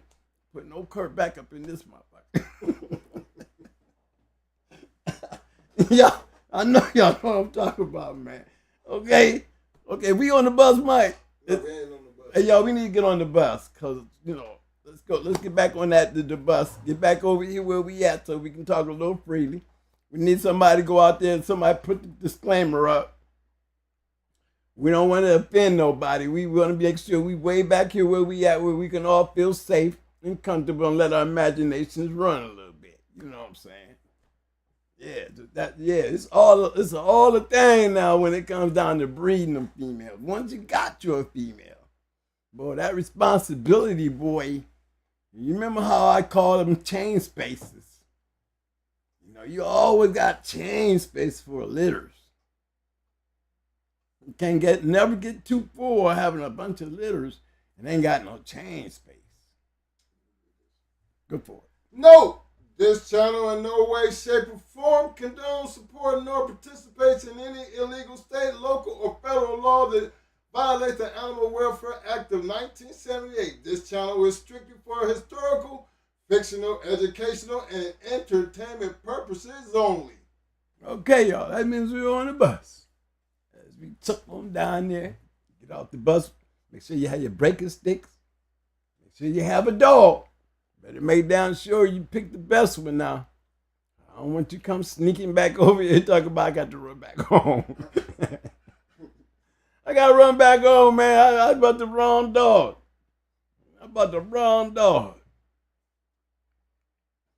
Or take one out and he get beat up, but he gained. And the first ones be the ones that pick up their little game, little dog, and then they say, I'll be back. I'll be back. Man, don't come back, cuz. Be happy with that. Be happy you got a game dog, but don't bring that dog back, okay? Don't do that. If that's the best thing you got on your yard, then look, it's better having a yard full of game dogs. It really is. If you find yourself constantly going back over here, coming back home with a sad face, but happy that he didn't quit, then that should tell you what kind of bulldog you got. Now, all you got to do now is take and put some spice to it. And what I mean by spice, you don't need gameness. You need gameness with some ability, because you lacking ability. How many of these brothers or sisters you going to be running over here taking home, upset because you had to pick up, but happy that you gained? Them kind you do make it home. I got a space for him. You know what I'm saying? I got a little room for him. Come on in, man. Come on. I know you looked bad. Dog ain't got no ability, man. Dog ain't got no mouth, man. He can't take care of himself. He can't hurt what he's putting on him. You know what I'm saying? They biting the shit out of him. He can't bite out a paper bag. Put that bag over his head. Get home. He's still in that motherfucker. That motherfucker can't bite through a purple bag, man. Look here, man. You need to just go ahead and just sit him on the chain and find you a good bitch to breed him to it. I ain't talking about this because she's bred like that. You need to find you a female that's real close to production.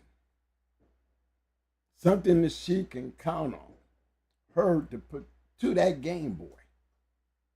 You know what I'm saying? Especially if you find yourself dealing with a lot of game dogs. You know what I'm saying? What are they lacking? The only thing you can say, I know I hear shooting outside, y'all. I'm telling you, I'm sitting here listening to Kyle.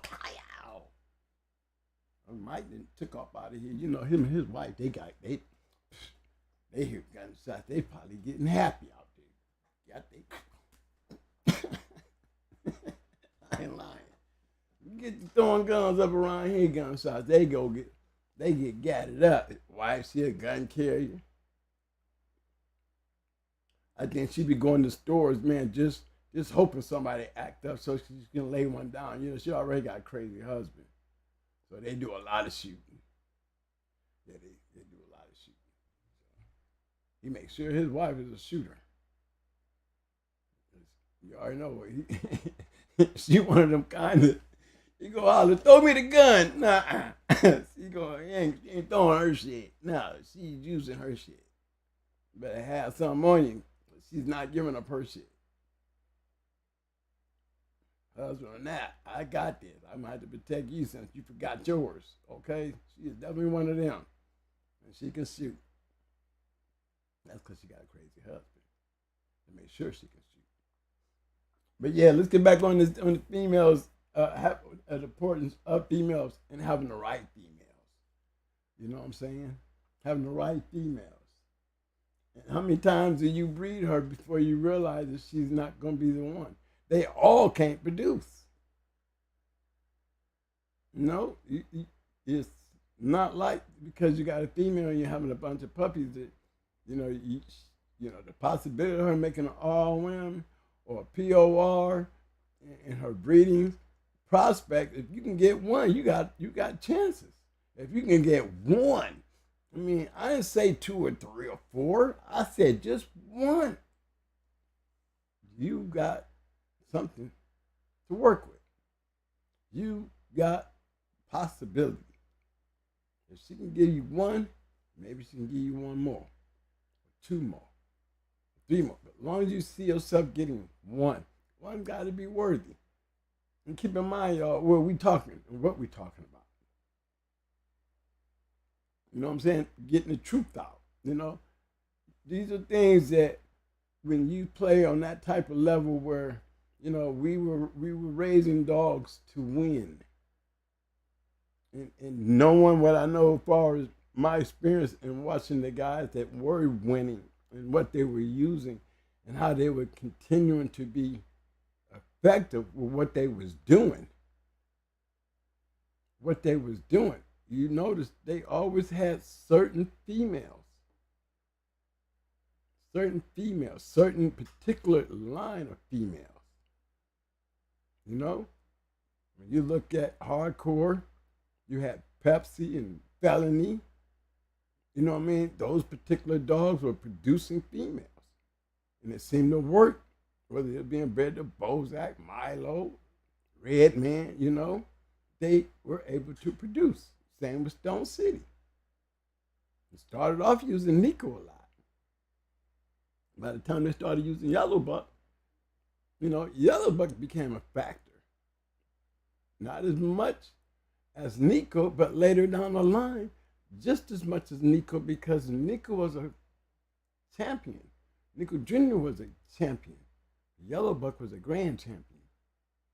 And if you pay attention, Yellow Buck produced, I think, a little bit more grand champions than both of them. You know what I'm saying? A lot of 4-time winners, but he had his share of grand champions. And what kind of females were they breeding them to? You'll see there was a particular way, even with Stone City, even with Triple M. You know what I'm saying? Even with Supernet. You know what I mean? Even the Cunninghams. Look how they use Boomer. Look how they use that Boomer. You notice that Cunningham's Boomer, you see it out in a lot of the good dogs, the great dogs of, yesteryear, coming through these years, are still popping up, dipping in everybody, little sprinkle of them everywhere. Because they knew they had game shit. They had not this backyard, he's not going to make it out the backyard. They had just straight out game match dogs. Wasn't game, they could beat you. If you had to be very talented to beat them. You had to beat them. You had to get them picked up because they were showing a lot of gameness. And that's what made their pedigree so strong. You know what I mean?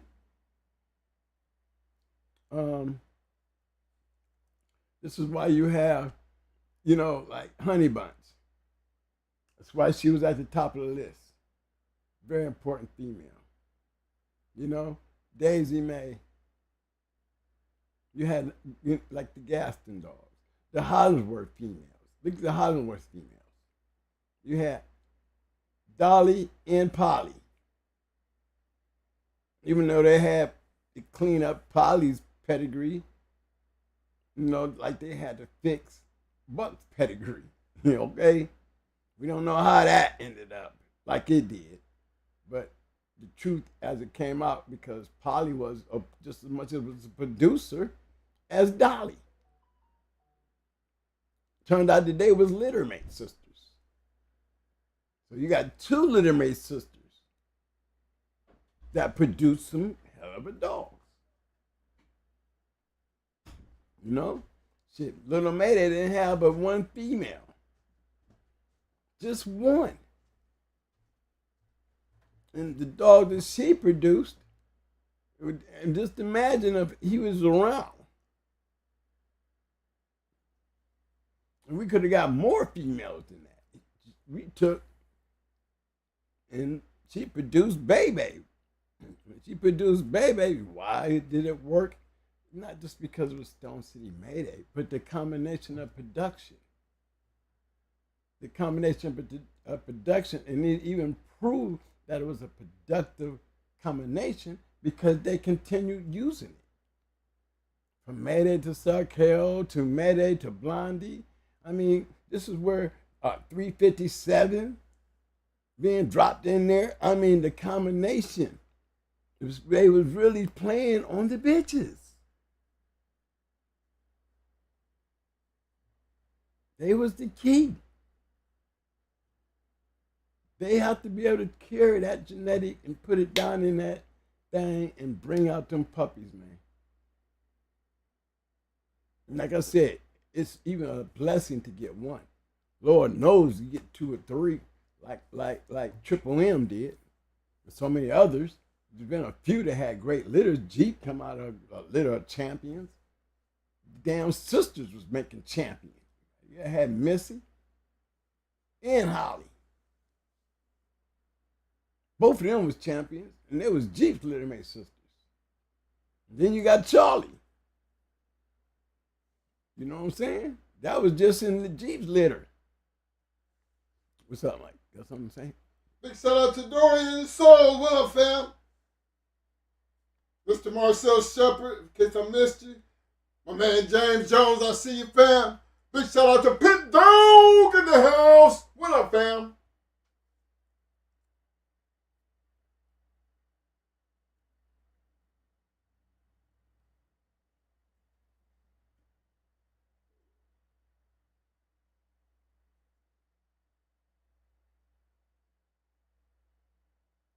Oh, you done? Oh, I didn't know you was done. I'm sorry. Okay. Hey, I wanted to bring up one that we don't really talk much about, and that I thought was be an interesting one.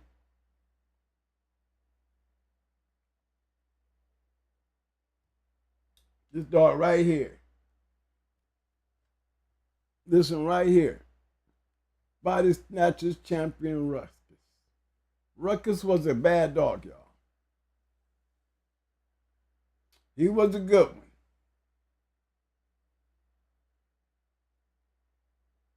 Body Snatcher was a hell of a dog, man. But you see, I was talking about that Cunningham shit. You see what I'm saying? So I had to slide up in there and just show y'all this kind of stuff. See, that's just like having Red Boy like Tab and Jeep.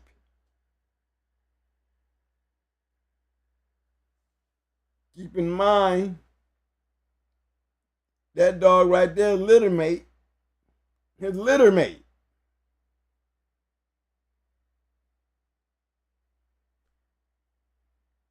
See that? Littermates.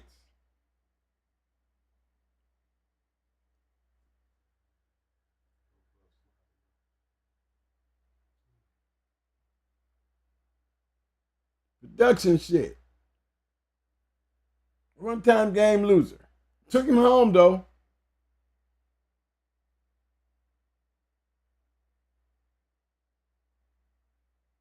See what I'm saying? them right there. More, there's a couple more of them. No, it's these. I'm trying to remember which one. What's the name? Remember the other? Yep, there you go, Beast.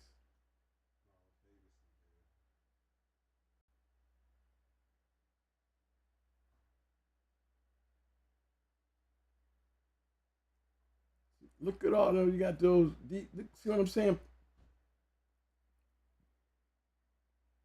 They be on the shit. Champion Ernie.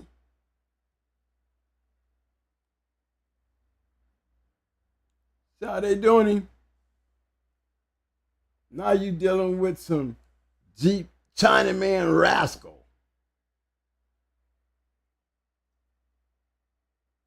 The females.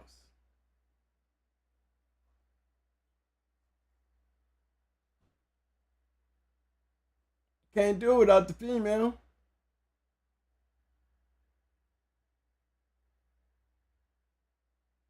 And I'm still just bringing them up, just showing y'all. See, I'm just pointing them out. Major.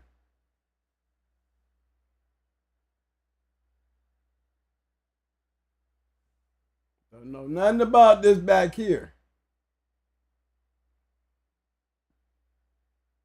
But I'm guaranteeing you, with the names, there's a reason why they took old Holly, Miss Molly, and bred to this. Again, female. Take this to breed to that. Why? Female.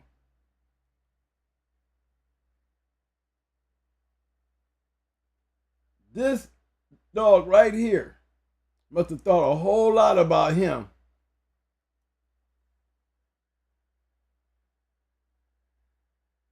To breed to him. He must have been something because she was already tailor-made right here. Right here. They figured that out right here. So she had to be something to decide what to do to make this, to get that.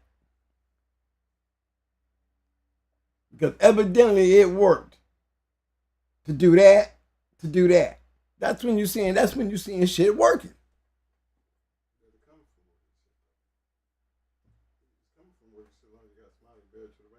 That's it. I mean, that's just Smiley. Let's get back over here to his brother. So that's two producing males. One more famous than the other one.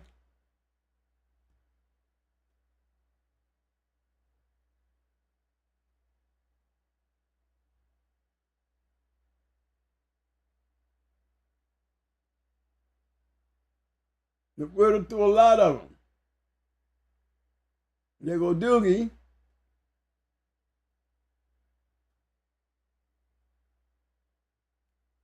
He was dog of the year. Made a lot of moves. Look, see that? Remember I told you how hardcore was doing it? Took his Jeep Rascal shit. Got his hands on Breaker.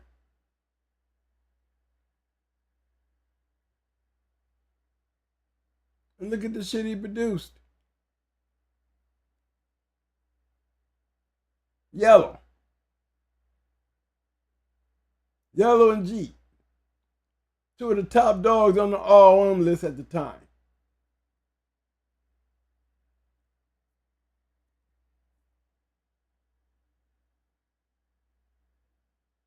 They go Felony.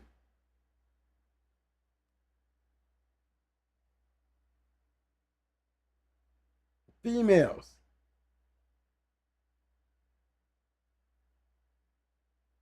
When you get that lucky moment and you get that chance to use her to the right male, they the males is the one make them famous. But he didn't do it alone. He did not do it alone. She made the right decision by bringing the right dog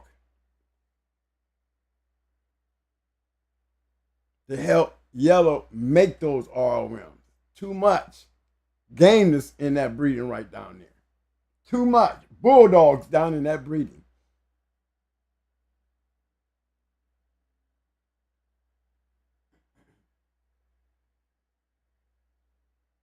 To produce all them, Red Man Bozak with litter mates. Doogie was dog of the year. Unknown top pedigree, Clown Bars, Nugget, Upper Breaker. Felony, she produced some pretty nice dogs. Some dogs that y'all might hear like, okay, but you gotta remember, look, Felony is Bozak and Redman litter mate.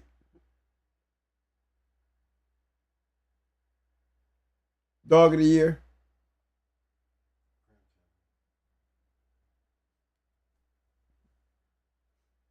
Grand champion 9 milli. Dog of the year. His first grand champion.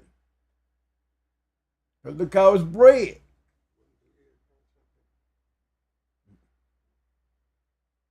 Just go for it. Gets ran. See that? Even got the not only did Redman and them produce, look at her. Look how she's bred. Look at Misty coming off a Redman. Look how he's bred. Litter mate.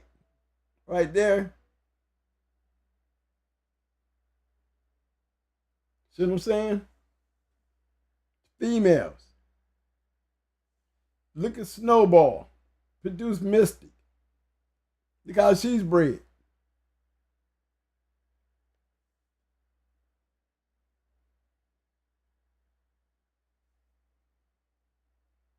Smart breeding. Doing Red Boy, we done seen it so far in the Cunningham, Jeep,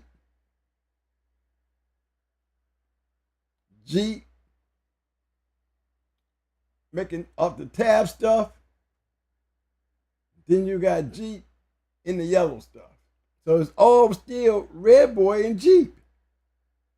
So understanding the combination and the kennel that's working it, This dog here went 4 hours and 58 minutes, damn near 5 hours. 5 hours. Gameness was there.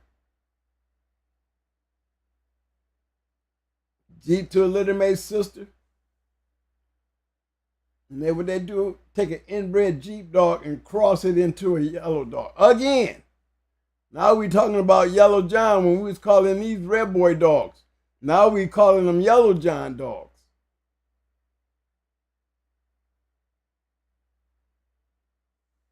Because before Yellow John became a great dog, he was a Red Boy dog. He started producing great dogs. Now we got Yellow John dogs. And then we turned from Yellow John dogs to yellow dogs. But these is not even yellow dogs. These is Yellow John dogs in Jeep. And they took it another level. Prime example.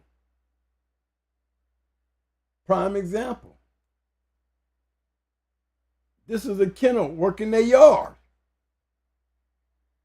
This is what I call that 90%. Those 9%ers. You're going to see a bunch of this shit. You're going to see a bunch of that stuff.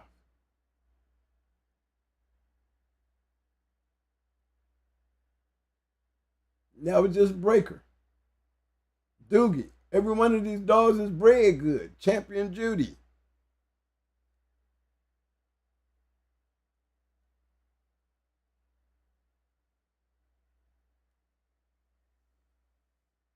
Another Breaker.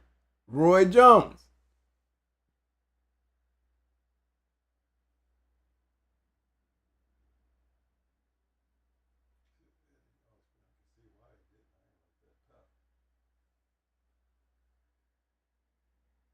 I mean, Roy Jones was an all right dog. He was a game loser. But before he lost, he was a good dog. Might have been pushed to his limits. But he was a good dog. Definitely was game. Emmett produced some good dogs. I had a dog off of Emmett. We crossed some deep south, and matter of fact, my KP, they had hooked up and got some dogs. No, as a matter of fact, it was my boys. Yeah, they was breeding the Emmett when my protege, they was breeding the Wacko. No, I had dogs off of Emmett, and I didn't like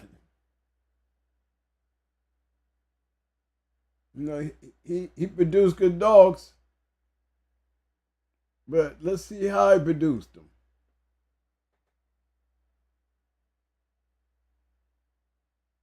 Definitely got old retard. He be the bad one right there.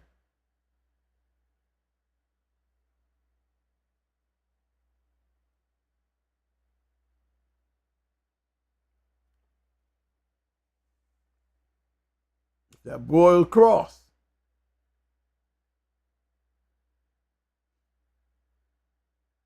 I'd have took a puppy off a retard over in it. Because I believe the bottom helped. Good female. Healthy. I believe it. I believe it.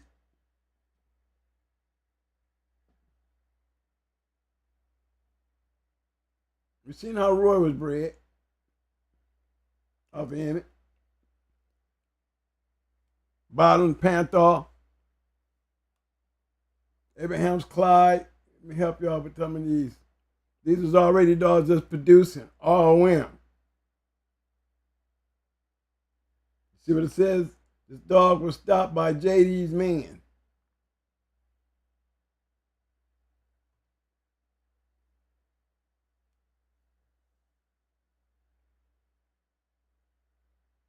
He was stopped, but guess what? Pedigree, not bad if you're working it. Because this part right here stay busy. You see what I'm saying? And to go in and tag in, try to bring that back up to the front, hey, it worked. That's for sure. It worked. The female still worked because it produced Blackie. Blackie got stopped. We don't see his loss there, but somebody made it a point to make it clear that he dog got stopped by him. But he still produced good dogs. Look at these dogs he produced.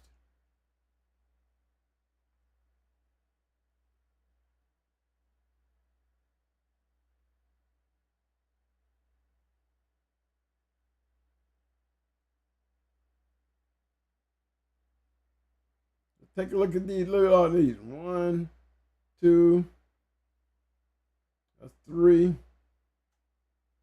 That's 4 of them right there. And then we still looking up here at Cobra and Secretariat. Let's go see.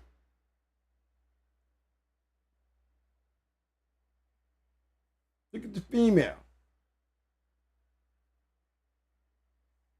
Like I be saying, 90% of these champions still pointed out,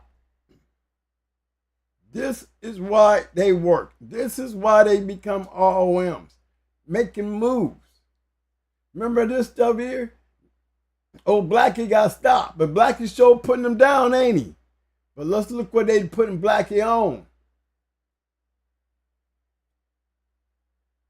See what they putting Blackie on? Blackie must have made it home. Somebody had room for him. That was Prissy, wasn't it? Okay, I'm going to Aaron now. Okay, that's 2 in 1 litter.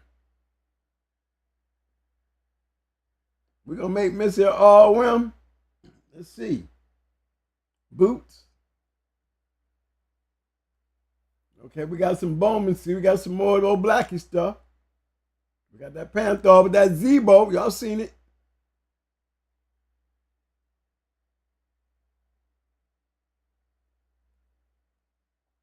See, Blackie made her all well because she came with the help. You know, I'm a fan of Zebo. I throw you a little bit of Zebo and that shit, you gonna see something. And you got help because you got that McGee's Panther and he was a producer. He got a lot of help. Made him all well.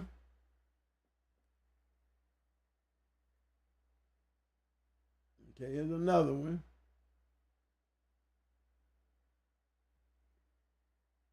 Okay, they're gonna Missy again. So Missy made all one with 3 litter mates so far. Look how they bred. That's an all-in breeding.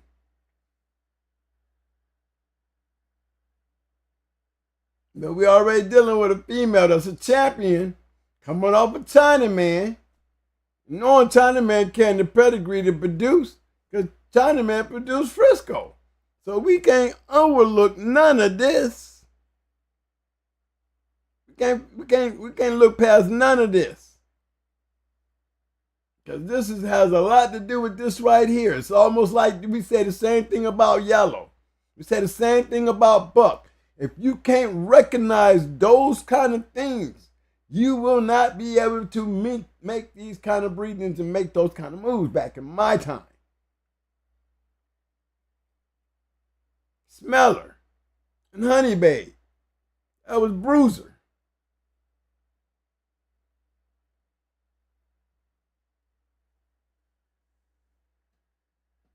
You know what I'm saying? Let's see.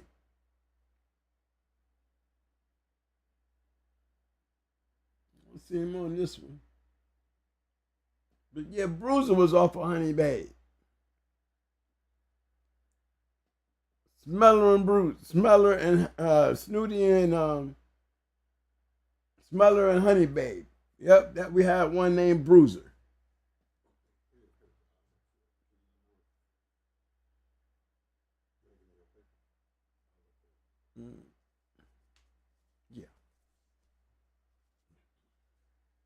Yeah. That she made all in on that breeding, y'all. Then we got a Secretariat up here.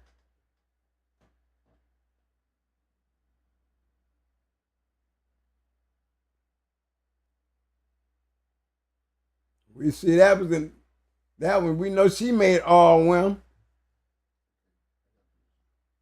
She made all well. Off of Blackie. Look at Blackie. Blackie got like 6, couple of them.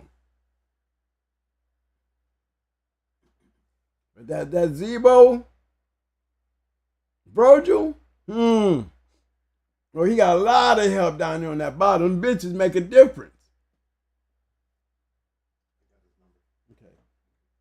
Secretary and Cobra. 1, 2. There she go right there. That's 3. There's all of them right there. Oh, Bowman's Taylor baby. I see 3 for her all of them. All she needed was 3.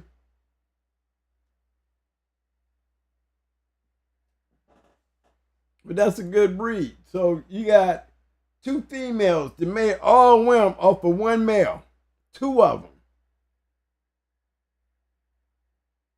Each one of them got their own way of running it. Still maintaining the same process on how they were being bred. Still got the Snooty up in there. You know what I'm saying? And then you still got your Zebo, your Panther, your McGee stuff. And Blackie catching all that. Blackie had a lot of help because he had the right bulldogs in there. You know what I'm saying? She ain't a champion. But yet, this breeding made her a registered merit.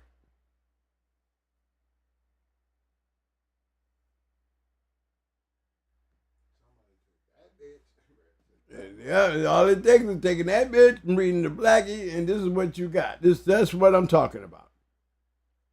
Exactly what I'm talking about.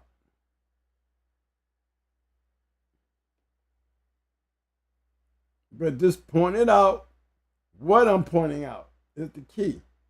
This is already strong.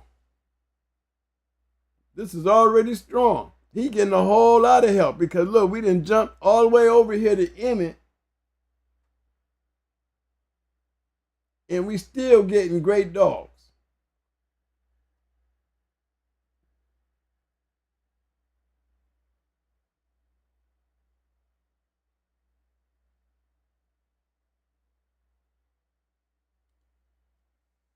I like that one better. Because I like the line breeding that it took to clean it up. All that, you see all that Zachariah? All that good line breeding? It's taking the best of what made him. One thing that they understood, they know what the factor was right here. Believe that. This didn't hurt. This right here, that's the setup. See it?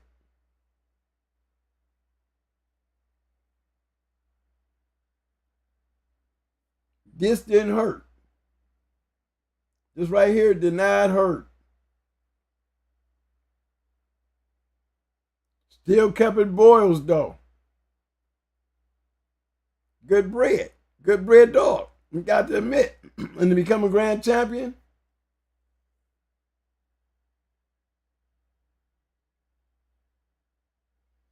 you know, him and, you know, McNasty and them went into him, and both dogs hit each other and decided, oh, we ain't doing nothing tonight. We ain't gonna do nothing.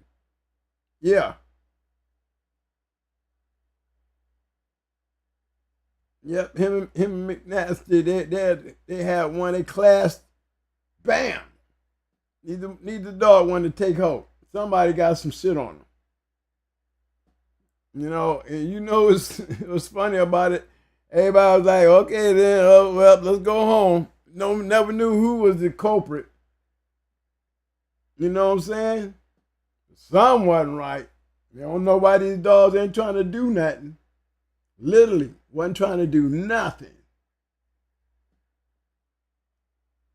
But there was two good dogs.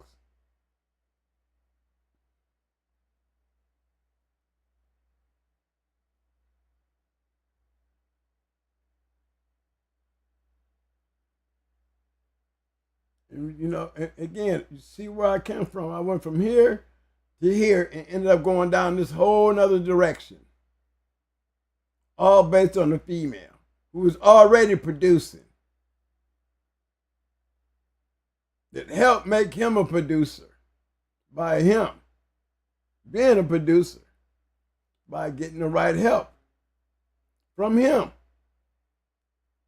Paying all factors was the females. The females. Y'all picking me up with that.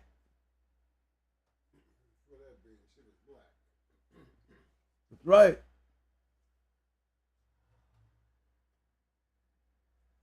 And that was just hanging around there on breaker. But them was hardcore dogs. Females, major puzzle pieces, you know? Red Man, producer. What we know about Mystic. But Red Man was definitely a producer of champions.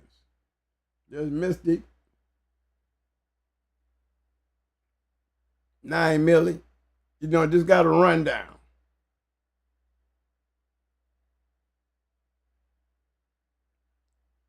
I got a picture with my KP sitting with her. Yeah. We up over at Mike's house sitting on the couch. 9 Millie, you know, she's the house dog now. Got a chance to take pictures with her. I didn't take a picture. I was taking the pictures.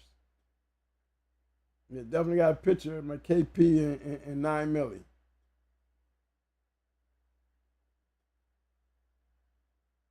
Another good breed. Felony. I was just telling y'all about Felony. She produced a dog of the year.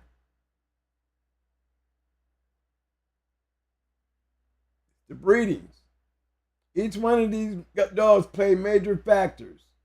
Females, the males does a whole lot when you breed the female to the right bulldog.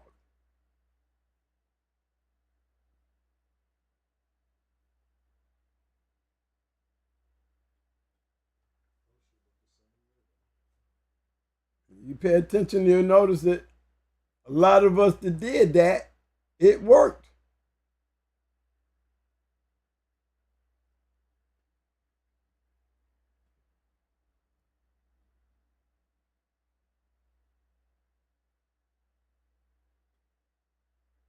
You know, Yellow was a very prominent dog. Y'all just don't know. Everybody knew the combination between Yellow and Red and G. They was all doing it. Even I started doing it. I'm following because I'm paying attention. Remember, I already know papers, but I started understanding the breedings based off of guys that was out there playing in that 90% range.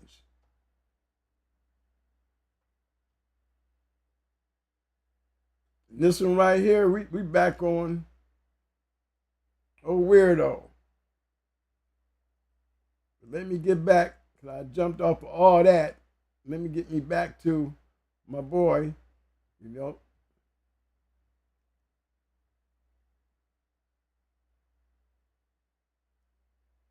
Old boy Ruckus. This is where we started at, with the Cunningham stuff.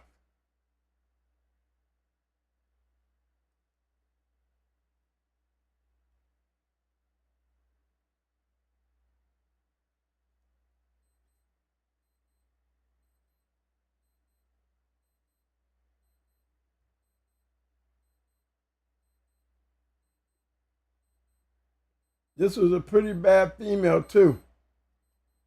Look how she's bred. Like I said, she beat a champion to make a champion.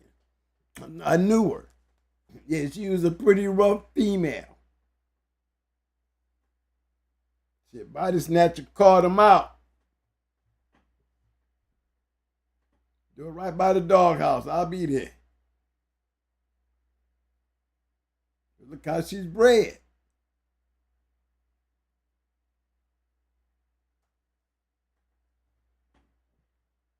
Look at the female. And both females, y'all. Look how they bred. Both females.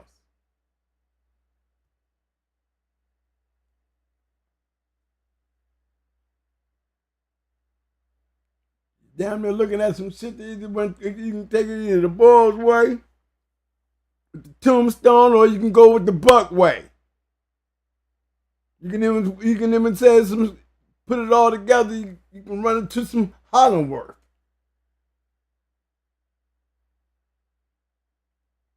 Combination. You can look at this shit right here. Let me go back and kind of look at this pedigree for what it is, and I can go over there and take you over to Stone City's yard and put the same line of group of dogs together to look just like that. Down there, take some Mayday dogs and show you some dogs with the same combination, showing you that it works. And it's not just based on the male. You got to be putting the right females to these dogs. This is not an easy task to do. Me throwing this shit up on the screen, you know, you got to respect one thing for a fact. I'm putting up champions. I ain't pulling up no pretty ass pedigree. I'm pulling up champions with pretty ass pedigrees. Understand that. Dogs that got work. Work. Remember where we at. We on the bus. Appreciate that, respect that.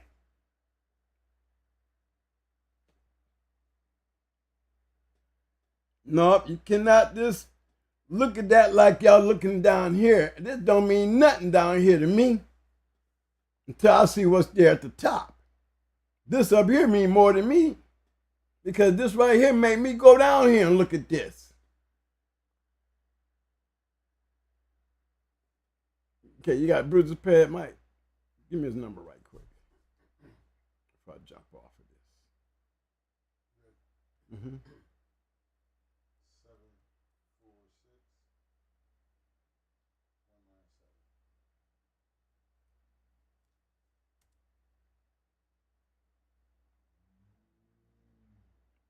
Yeah, I told you I had one.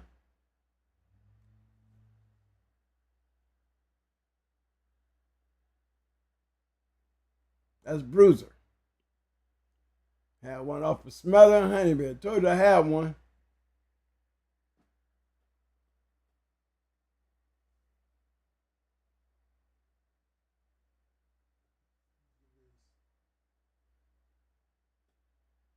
I think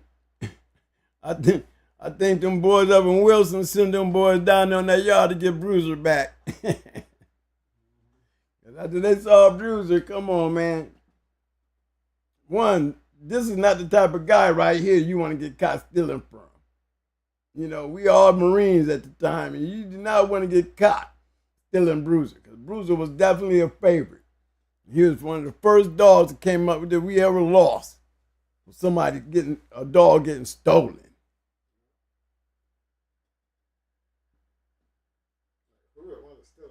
Who wanted to steal a pit bull?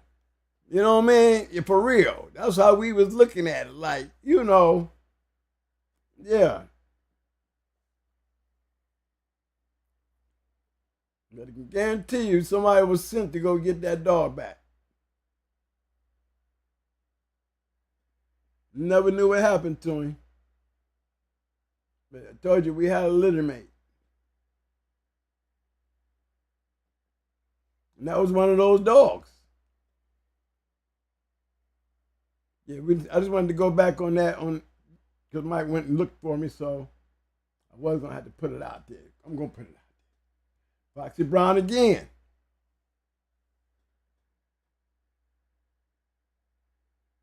Beat champion Slick Man. See what I'm saying? Some Hilltop boys.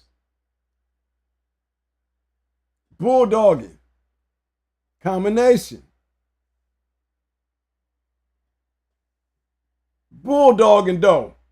We ain't talking about no pedigree. We're going to talk about this dog first. Then we're going to go down here and show you why. That's the point of view that I can only see. I can see her and respect that. Respect everything going on down here. Make me want to figure it out. Especially when we didn't got two of these out of the same damn litter. And you know what I'm saying? We already know we getting sweet over here. And how many times we done seen this shit in other pedigrees? Pit Island.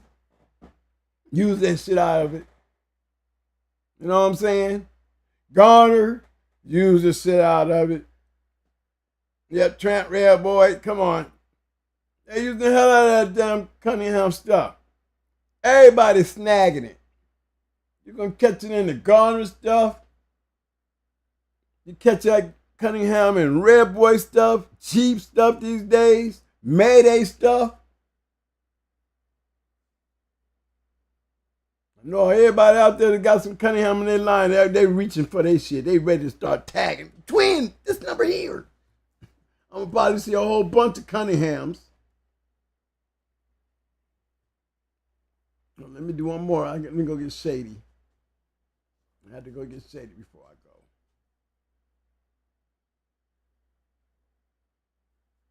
All right, before I leave on that one, let me get this one right here. I had to get one more. I had to go back and get Shady. Champion Slim Shady, she was a champion because she's bred. She's bred, tight bred, Red Boy Jeep coming through the way of the honey, to the Cunningham stuff, and the straight Red Boy line right there. And we already know Jeep Red Boy work. We know that. You know what? We knew that back then, and we've been doing that ever since then to now. And we doing it with different dogs. We doing it in different combinations. But we doing it. We doing it. And the only ones that matter, I don't give a damn what y'all say, don't mean shit if you ain't getting shit.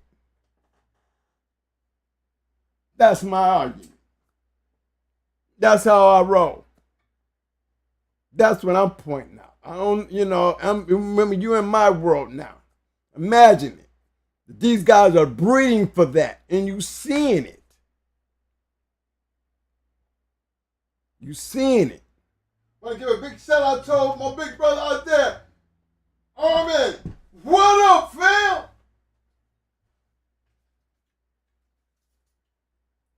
Big shout out to Armin. Big shout out. What's up, bro? Well, he said he knows the story. He knows. Hey, I miss Tuesday because I know the truth on Buck and Queen. But tell him, what's up, baby? Armin, I know you know. You want to tell me? I'm asking. Here, let me let you see my face. Then you brought it up, big bro. What's up, man? You already know I was like a chicken in the hen house when the little chickies getting cracked out of eggs. So I got to turn to you because you was already up by the time I got there. So you gotta fill us in, man. Fill us in. You want to tap it in? Do you want my number? You said it. Come on, tell me the story, man. We want to hear it. You got our attention. Come on, Armin. Give it up, bro. Yes, Armin's one of those guys, we go way back. Yeah, he had champion heart attack. Yeah. Man, it'd be good to hear his voice. He's a good dude. 0376. Yeah. And I had some fun times. Good dude. So I used to run all up in Detroit. I used to run around with Noonie, Big Ralph, Suburbanite Paul, 76. I mean, I'm running around with everybody, all of them. And he was definitely my biggest fan because I used to run around with him. I think he was the one that was plugging me into everybody else. Once you get in, find a good home, then you get a chance to spread out and meet everybody, because you're always popping up. Because he was at a lot of great matches. We saw a lot of great matches together. That's for damn sure. Yeah, I'll be definitely looking forward to hearing this story.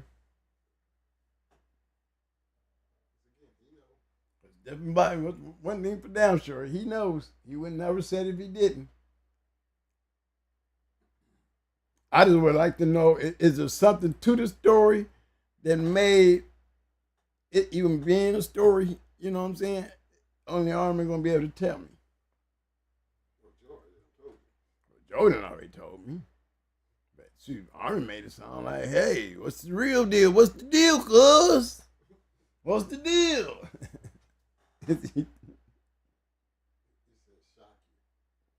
He's going to shock me?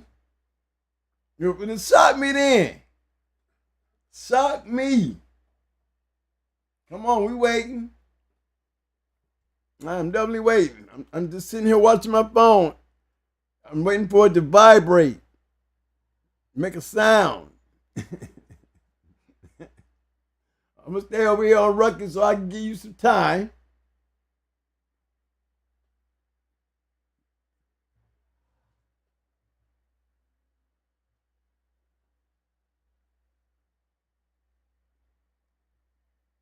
Back on my boy Ruck. Where was he at? When I lose him at?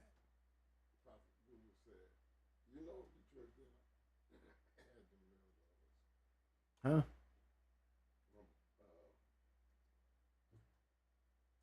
My man Prophet Google said, Detroit had them real dogs? Oh, hell, why you think we was running around up in there? We was never no place we had no business. We had business up there in Detroit. We never go there where we ain't got no business, but Detroit, we got business. You jump on a bandwagon, boy, you can pay your car note every month. House note too. Shit, wife could stay happy. I'm trying to tell you, Detroit was on fire all over the country. These was dog men. They didn't care. They was doing dogs. You start adding up these people right here, man, you're going to see a bunch of damn dogs coming out of Detroit. Everybody was doing them. And a lot of these great dogs was going by way through Detroit to get their shit off too. This is where them great matches was showing up. Remember, Doogie went up to Detroit when he lost the round. You know, he was running to that Detroit meet. One step away from making grand champion and ran into a dog that eventually made a great champion. Round Flash was a good dog.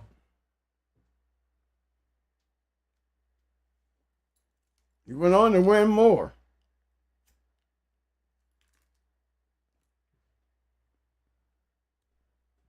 My phone ain't ringing, Mike.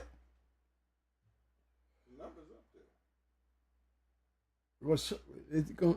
Is you gonna shock me tonight, bro? Hold on. Let me get my face back up here.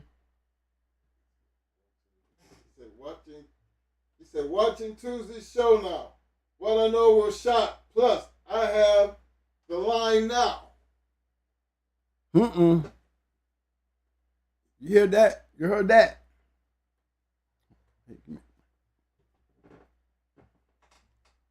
Now he want to shock me, and he got the line now. So evidently, it must be true. It must be true. Something's up. I just want to know what the shock is.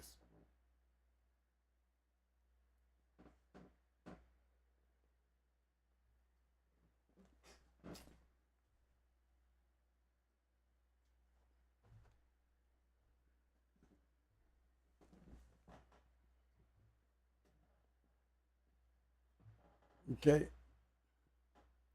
Let me keep on moving there. I just had to bring Ruckus to the table because I hardly ever hear anybody talk about old Ruckus.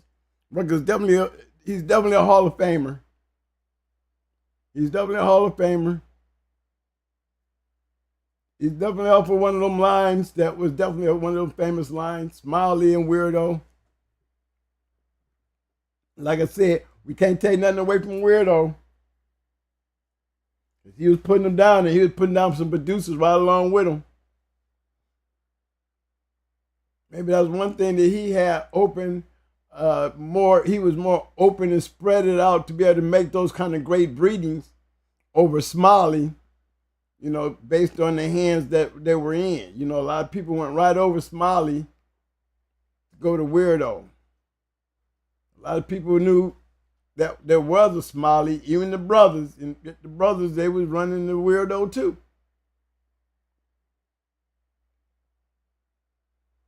Boy, when he got them down at champion bred litter he had, woo, everybody paid. Everybody. 17 in one litter. 17 wins in one litter. It took Melonhead to break the goddamn, break the down record up, you know.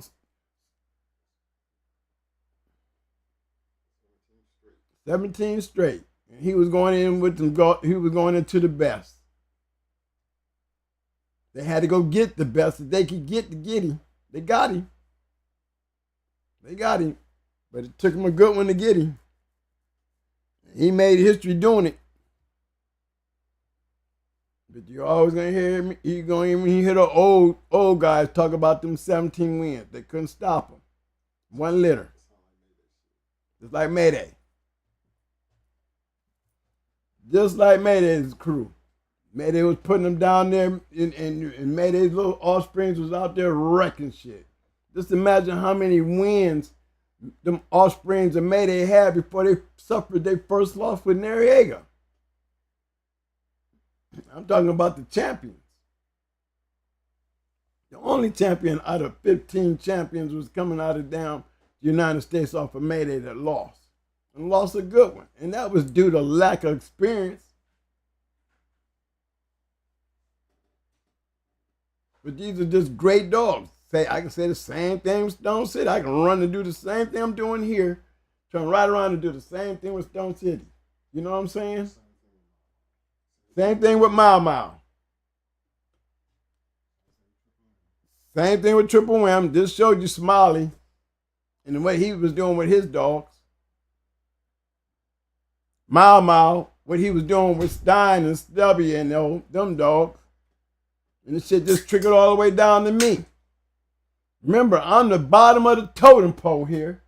And I'm the bottom, same thing with hardcore. Keep it going. We at the bottom of that totem pole. But we learned from these guys. How am I going to be able to play on the level that they playing with? I got to have those kind of dogs. You know? I can do the same thing with Millbuster. I can do the same thing with HOE, Hell on Earth. You know what I'm saying? There's just certain kennels out there that just was dominant with their yard. And the guys that got a chance to get those dogs like Camelot, you know what I'm saying? Camelot sitting up there with his champion ass female, they become an all-one on top of that. Camelot. So he know he's in the record books. I'm gonna say Queen was bred the buck. She only had one pup. It was a female, and she died.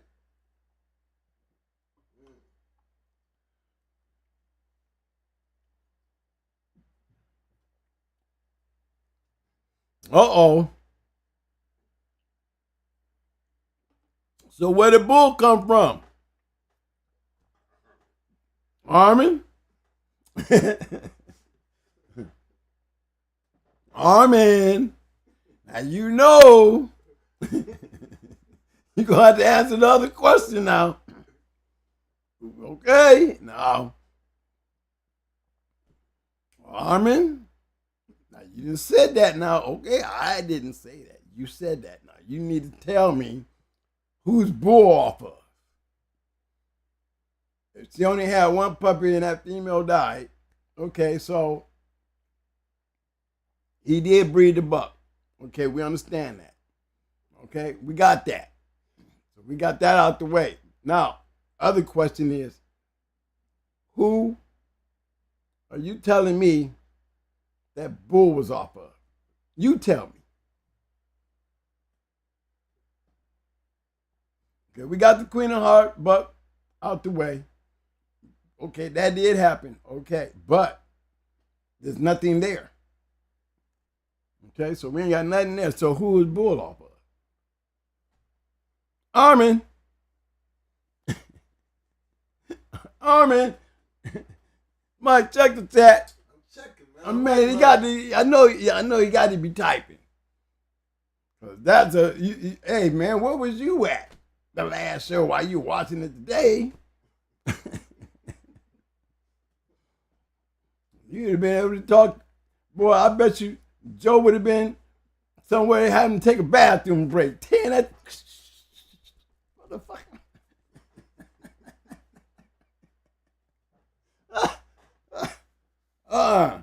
Army, you know you can't leave it like that. You can't leave it like that, bro. You know you can't. You know you can't leave it like that. So I'm waiting. I'm gonna wait for that one. I'm gonna go looking for another one, y'all. I'm gonna make this my last little run for the evening. I'm gonna see who y'all want. Y'all want to take a shot at anybody?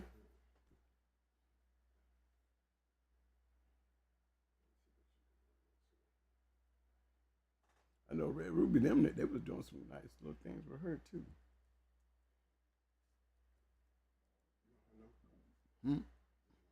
I'll take it. Okay, hold on.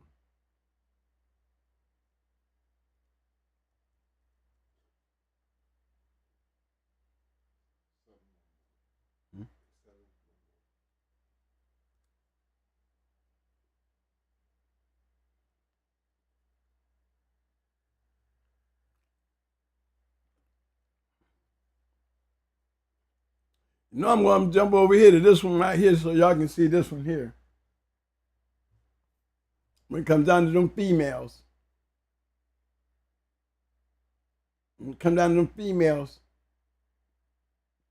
and understanding those breedings, we know this. We know this. We doing the same thing over and over again. And who we playing with? Who we keep running to?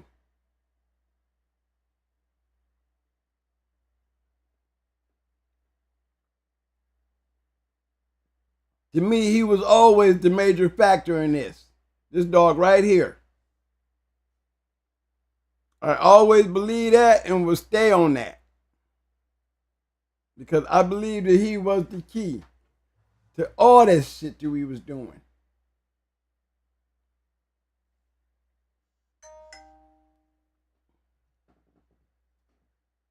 Irma said, does STP have any buck and queen pups?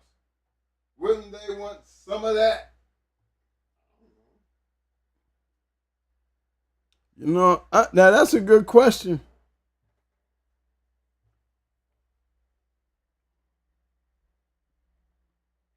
You know, I mean, that is a good question, but you know, I didn't seen deals that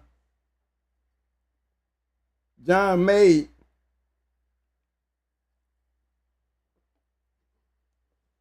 And I'm pretty sure he didn't have nothing off a yellow buck either. I bet you that. This breeding right here. This breeding right here was the buck. John Bemis didn't have none of this shit. You ain't gonna find a champion STP nothing off of Awesome Baby. Awesome Baby had a few of them siblings. You don't see an STP in there nowhere.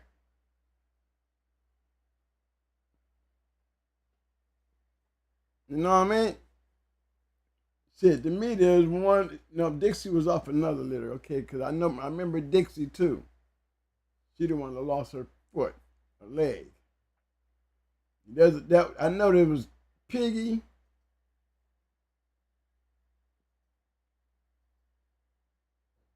You don't see a STP, so it's not like, that it's because Buck was bred to these females that Bemis would want anything. If he would wanted anything, he would have wanted one of these. He'd have been straight, for real. But you don't see nothing over there with STP on that one. Nor will you see it on Nico.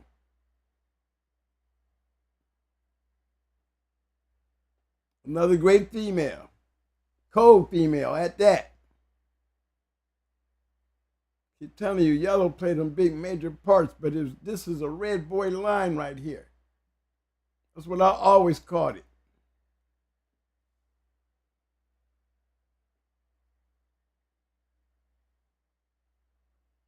Jocko was a sprinkle.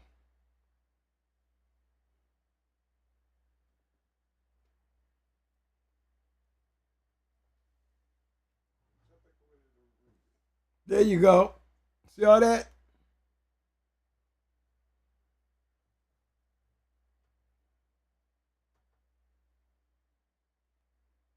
Luger was a good one. He was one of them ones that had just a funny cross. Hell of a dog.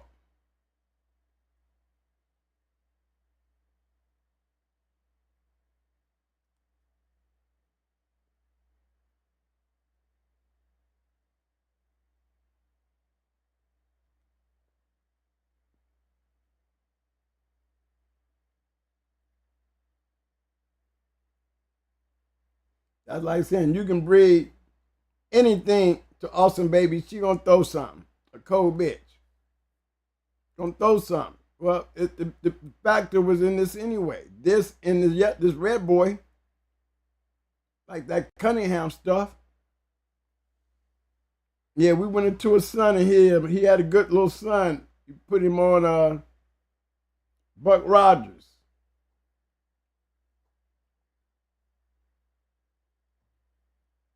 Now, he might have been good, but he definitely got ran through when it came to Buck Rogers. He was a good dog until he met Buck Rogers. Then we showed him what a great dog looked like. Can't take nothing away from him because they swore he was a good dog. But I guess this was a great dog to beat him. But here we go. We got Nico, the Jedi, which is still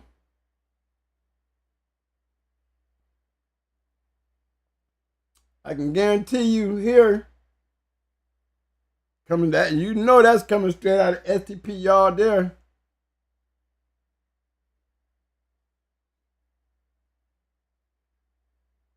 Did I have any siblings? We should see some STP something. What I tell you? We see STP Broadway.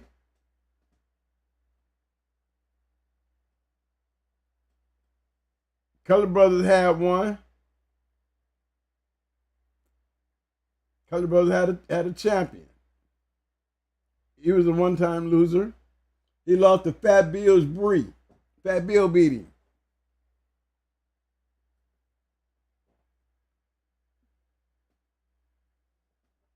See? Fat Bill, I told you Fat Bill moving around now. I bet you they went out to Fat Bill. But them the boys, they believe me, Fat Bill did travel though. He did travel because remember we see him up in Ohio. Fat Bill did get around. He sure did get around.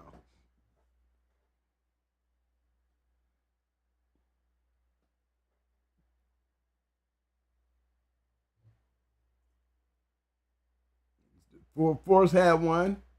That's a two-time winner right there, y'all. Since y'all can't, if y'all don't see that, that's a two-time winner. Force Combine.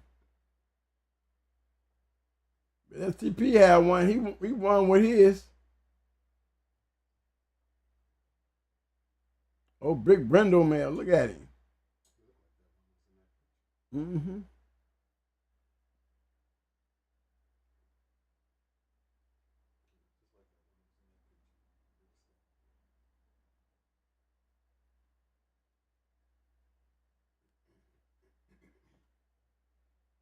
STP tried him in a couple times while he was breeding.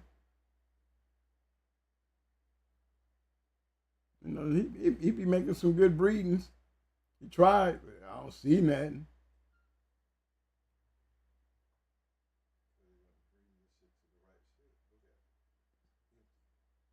I mean, some of these breeding is like he was just studying. Where are bulls litter mates? I mean, I got a story like that when you start looking from litter mates.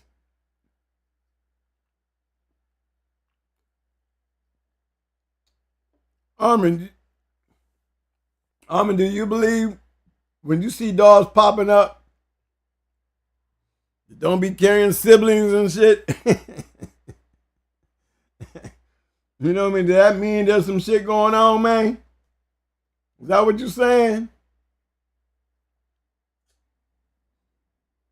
I'm just asking. What that mean?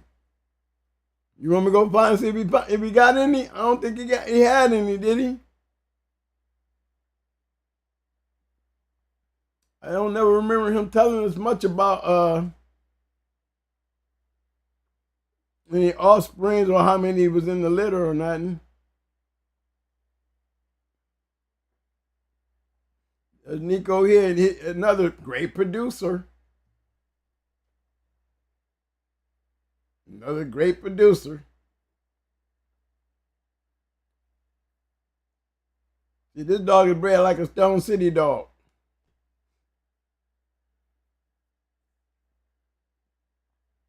They taking the yellow stuff with the buck stuff on the top and adding the Jeep. That combination right there, I live by that one right there. That's the one. That's the bandwagon I jumped on. I jumped on the Stone City hardcore Mayday cross. With everybody give me some Jeep. Let me get back to Ruby Red.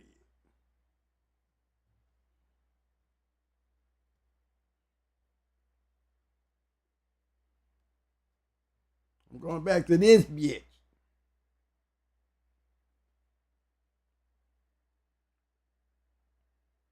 You start down here, we way down here.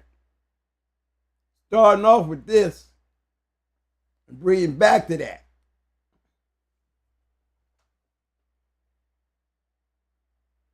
You can count Mayday from back here. There he is.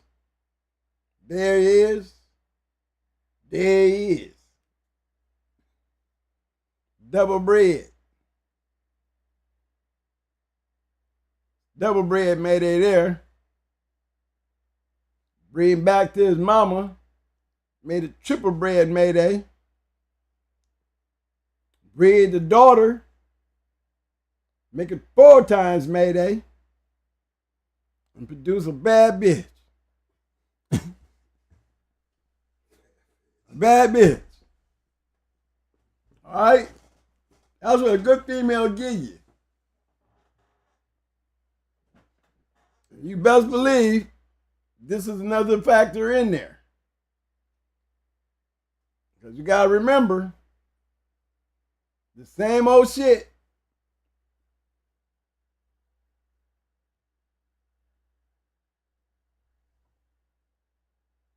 I was meant to, right? I'm trying to find what it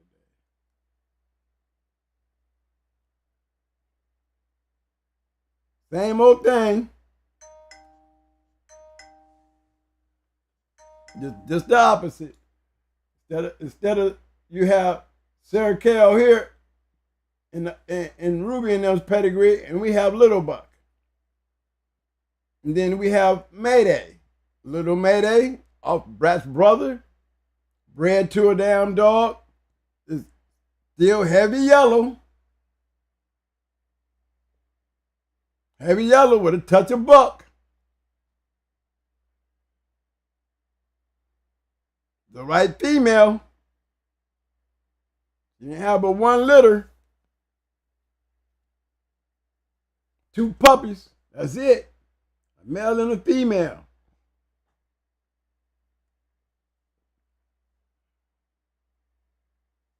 Produce her.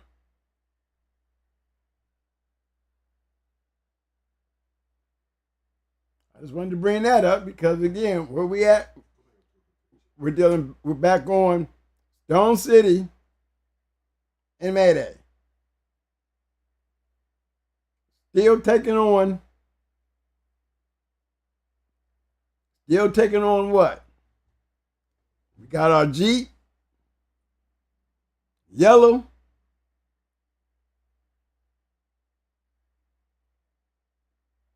definitely got all that. And we got to use Mayday as a factor, but me, I'm riding with the yellow factor. Mayday is a great producer because he had that, he had the Patrick's Tater in it. Not Little Tater, but Tater. Tater goes right along with Buck. Because Tater also produced Little Tater that produced Buck. It's that combination of line of dogs. And all I was doing was following what I was watching Stone City do, what I was watching Hardcore do, what I was watching dogs that were winning. That's what they were doing. So I'm just following the pattern. I started a trend here. I started a trend here.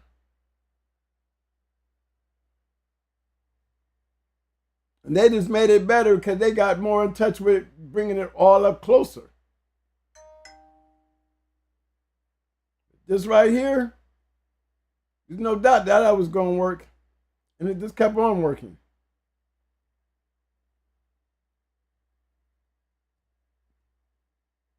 It just kept on working, straight on out. Somebody said, break down Yellow Man off the Southern Kennels. Yellow Man was, here, let me pull him up. Thomas said check your messages. Hmm? Thomas said check your messages. Check my messages. Yeah, look at my phone, man. What, you want me to do it while I'm doing the show? Hold on. Let me get the pedigree up. I got you.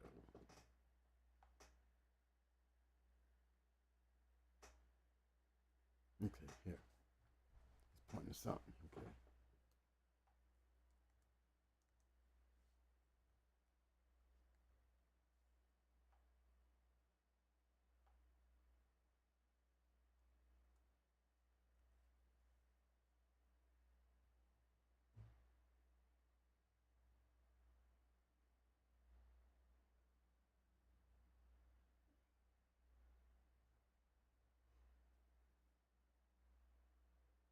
Okay, let's see this one here. Let's start with this yellow man.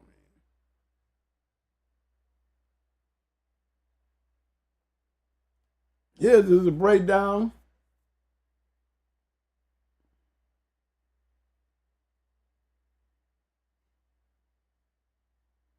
First off, let's talk about Bam Bam.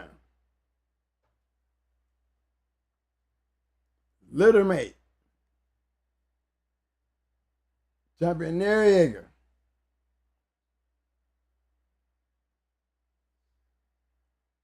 Noriega was a good one. And Bam Bam produced some great ones. Especially when he produced this dog, Yellow Man. But look at Bam Bam's pedigree. We still back on that Red Boy jam. We double bred Toro down here. So even though we can say double bred Jocko, we have to definitely understand we heavy bred Red Boy.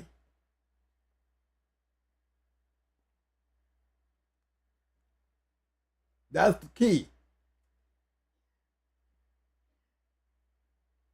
That you gotta keep bringing that up here. You gotta keep bringing that up here. Every time we say that, it's because we get so stuck on him that we forget about this one here. We forget about he made this. Can't do it without her, but he made this. Take this by itself, it didn't do shit.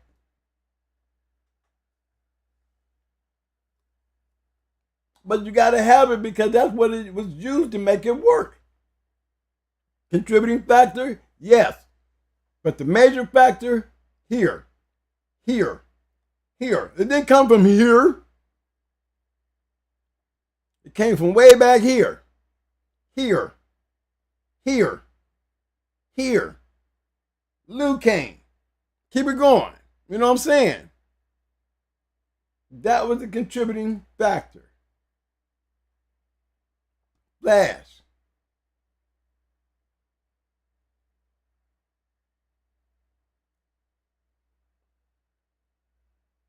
Contributing factor. Still dealing with it.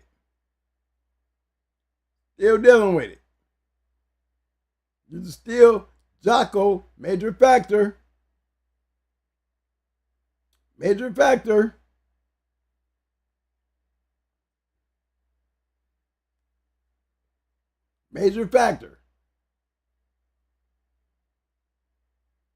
But it only works when you add this. We couldn't get it to work anywhere else. We had to keep adding some Red Boy on that. This is going to be, I'm going to say, Snooty.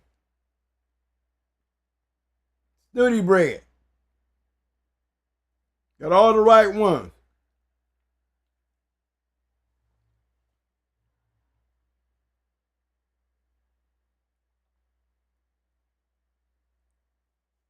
Production power, yeah. He produced Jumper. Jumper produced Noriega.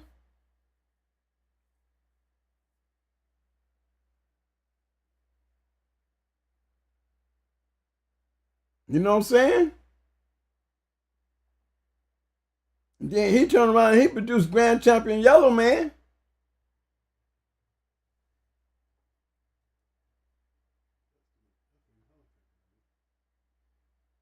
Mm-hmm.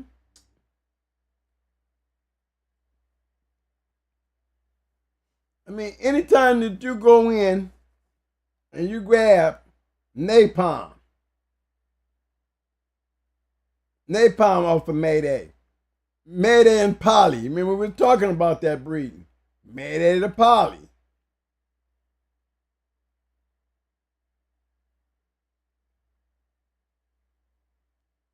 Look who a litter mate is. Okay? Don't want y'all sleeping on that one. Grand Champion Hunts and 4-time winner May May. Definitely up there in the Queen of Heart Panties extra area. Yeah, she's in that elite squad. This bitch right here is definitely in that elite squad of dogs. Up there with Pandy and Queen.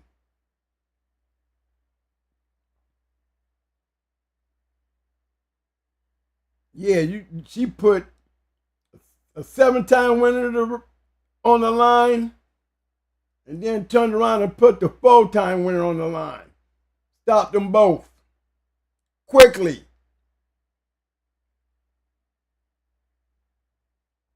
Then you got a brother, Grand Champion Hunch. The brother, Grand Champion Hunch.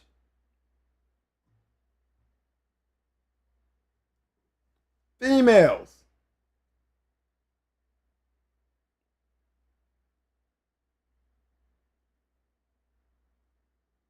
Litter mates. Females. Both of them registered married.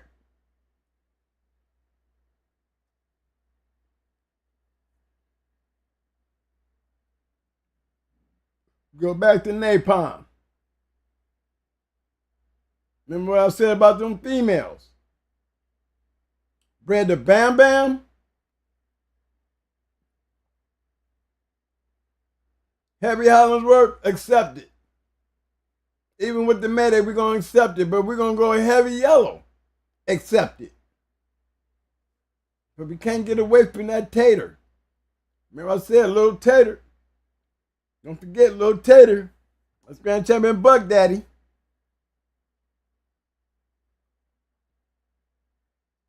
We double bred little tater down in here. That lady in red. Little tater Buck Daddy. So we still playing with that little tater gene. You see what I'm saying? Anytime you see that lady in red, you see that little tater, don't forget little tater.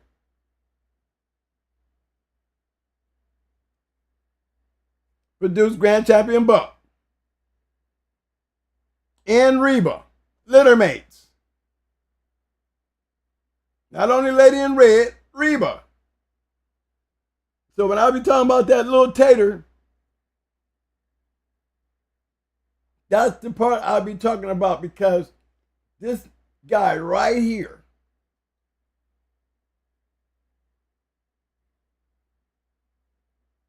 plays a major part. That Klaus and that Bolio created a major piece.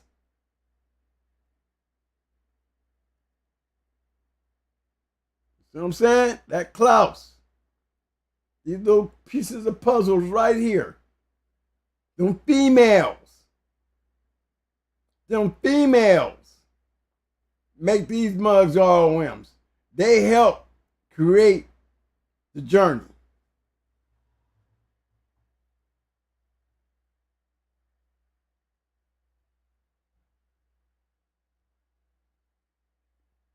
You see, you got too much shit going on in here for you not to get it. These ain't just pretty pedigrees. These is working pedigrees. All the spices is all there. All the spices. And it's the way they're organizing it.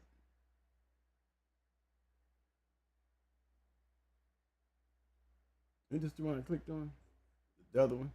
I want to go back to the other one, because I want to check his offspring. That's Grand Champion Yellow Man. You can't ask for a better bred dog. He was bred to do exactly what he did, and it looks like it too. See the bodies? Body don't change. Body don't change. Can you imagine what May looked like at 42? Looking just like that. Look at his condition weight. That's a 40, 41, 42-pound killer.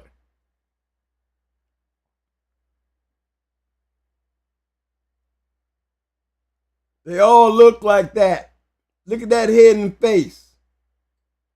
Look at them bodies. You know man, that dog when you see one. Don't be confused. Don't get confused.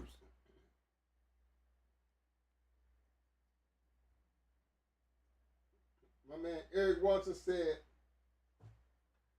Eric Watson, he says, where does the red-nosed dogs come from when you deep bred the bolio, old school?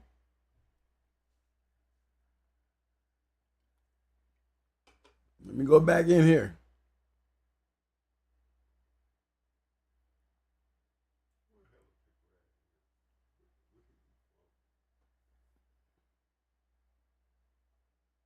Hold on. Green Bean. In his name? What is that one his name? Yeah, he probably in the other pedigree. Hold on. Let me answer this question here. Let me get back here to Tater.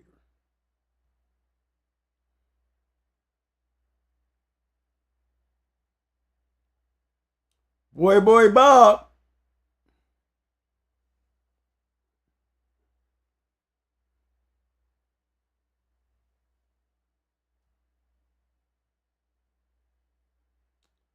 Brindle dog.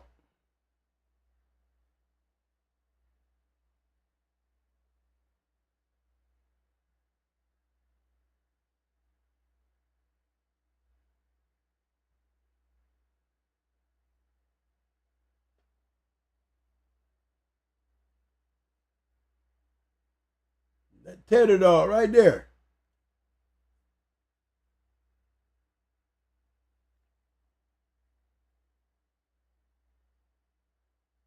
This is where you're going to find it at.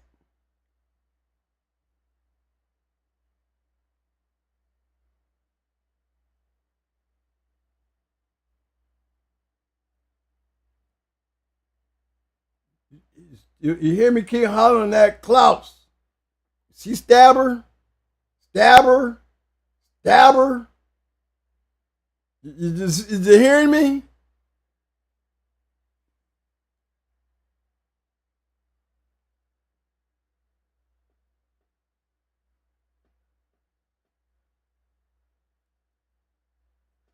Five 517 SEK says, look at Yellow Man's offspring.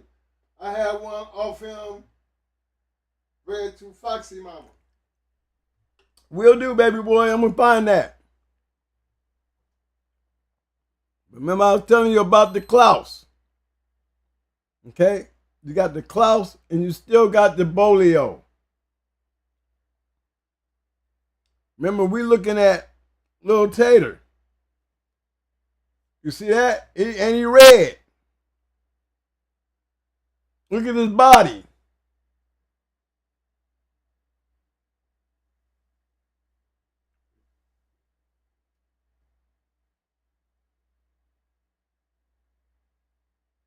That's where that come from. I hope I answered your question. I'm trying to find the other yellow man. This one here. We might be able to get it in this one. Okay.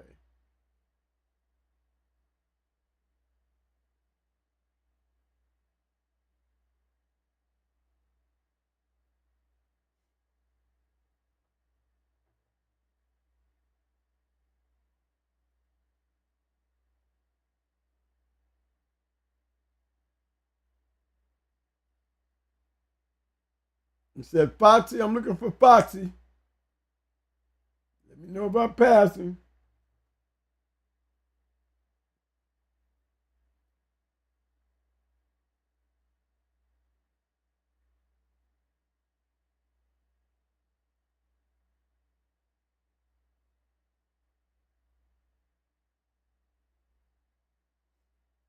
passing, did I? You see green bean? I miss green bean.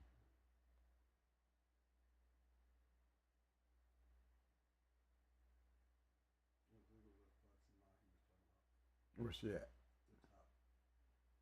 Okay, Foxy Ma. Okay. We got 2 pages here. Okay. There she go.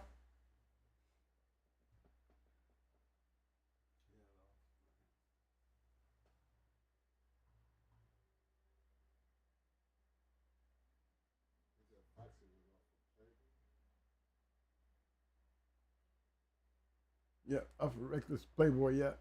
That's rat that dog. Yeah, that's a punk dog. Patrick dog. Look, he black.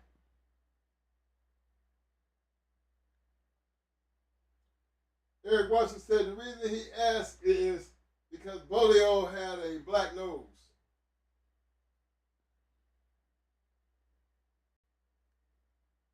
That don't necessarily mean, you know, remember the bottom was red.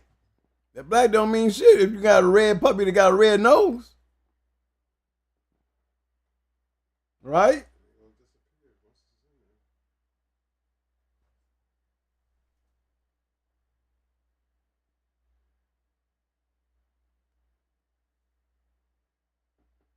I'm looking down through this pedigree here.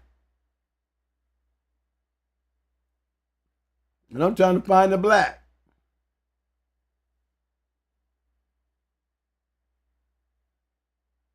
There you go.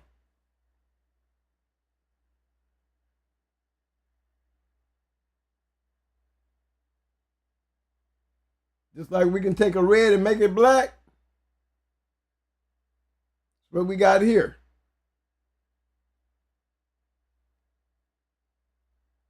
That's a black dog. Clear as day. You got it black gonna be here.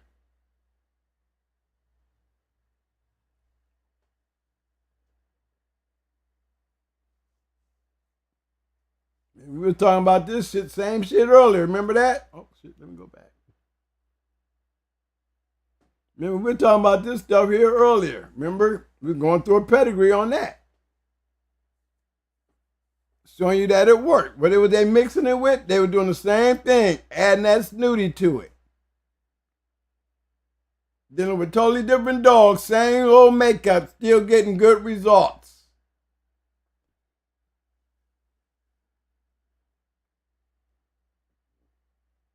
I mean, when you get down, when you start pointing shit out, you know, I don't know, all you paper slingers, you know what I'm saying? Y'all can probably hate me.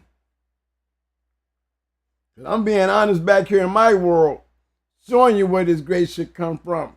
Y'all want to alleviate these standards. Y'all trying to get me to understand and be, you know, compromise these standards. I dare you. That's why you back here on the bus with me. I don't have to. You know, now when you go home, you know, you get off the bus, think about what happened while you was over here on the bus. You know what I'm saying?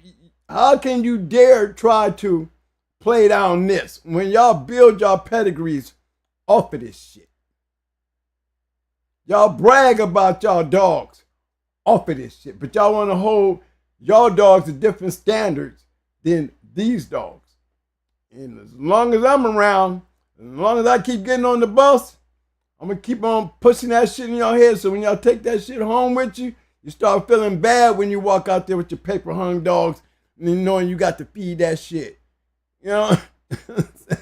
I'm just saying, you're on the bus.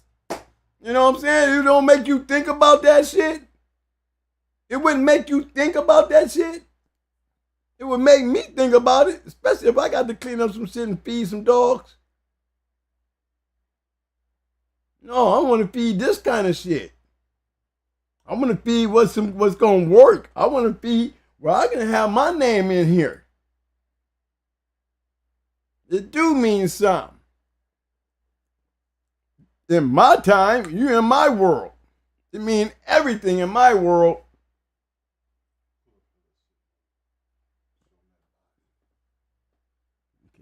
find.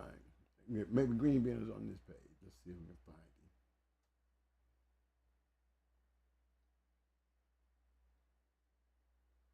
it. Okay, we scattering on down. We on page 2.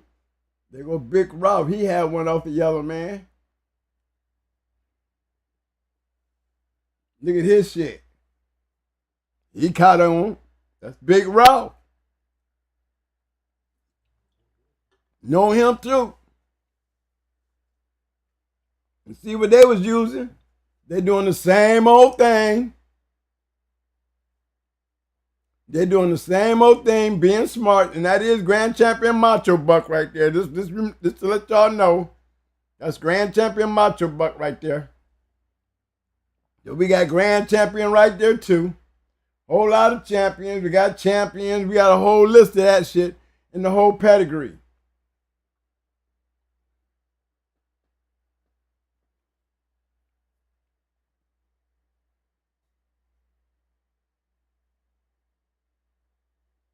Still going down. We got D-Town's Black.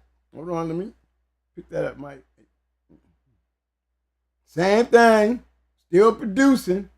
Same old shit. That's 2 of them.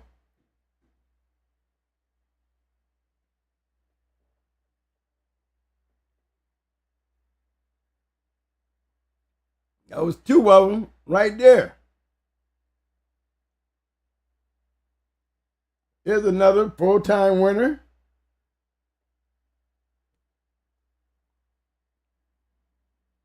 Dogs like gladiators. 22, 58, 35, and 26. Old boys from Yaktown.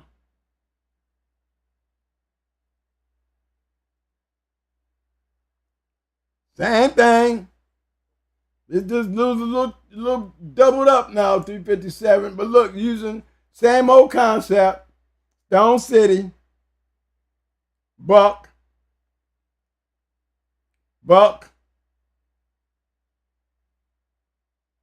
Still just heavy Patrick, Hollandworth. Heavy Hollandworth yellow. That's all we're looking at. Heavy Hollandworth yellow. When I say Hollandworth, I can say Buck because Buck and Hollandworth is the same line of shit.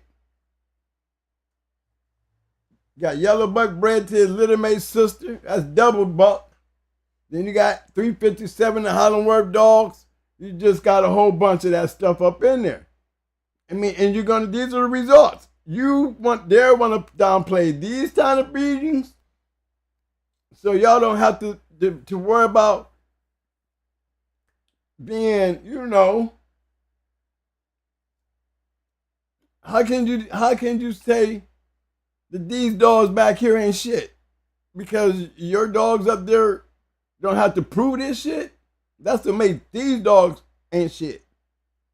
Y'all want to get rid of these dogs. You want to get rid of them, but you're selling your puppies off of this shit. You're playing on the pedigrees and the lines that made these type of dogs. But we don't want to. We want to downplay the pedigree. Not all of them could do that. Only special ones could do it. Okay, there's green bean there, but that ain't the green bean. Is it this one? It's this one. Hey, we got some yellow man over here. Oh, green bean.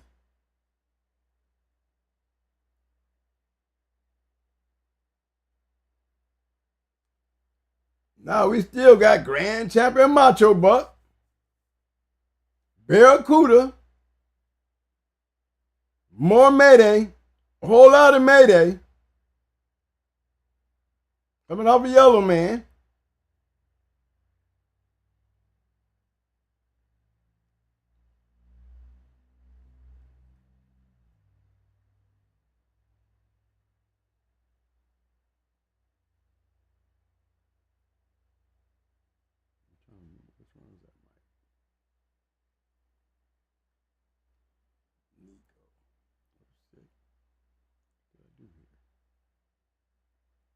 No name Jenny.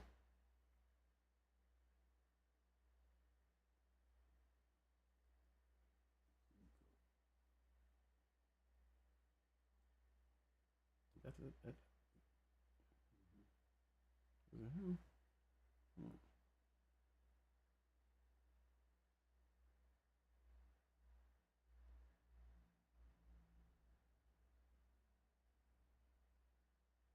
the way they spelled it.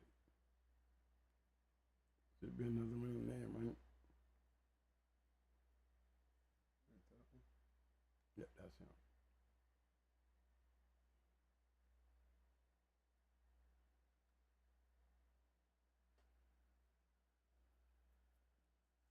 They got him crossed now with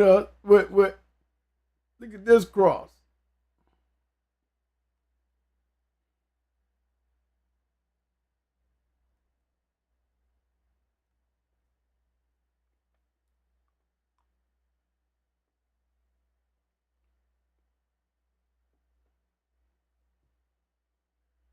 I mean, they got voodoo,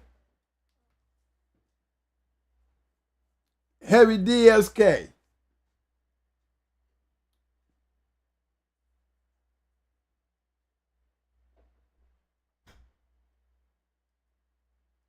Still, the female.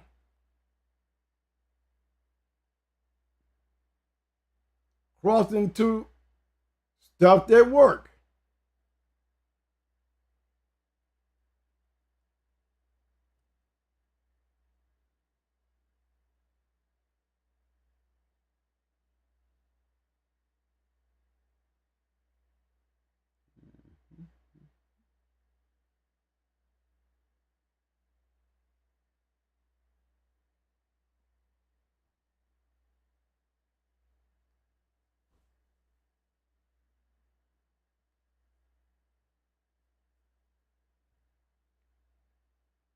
It's a little jip, double bread, Nico.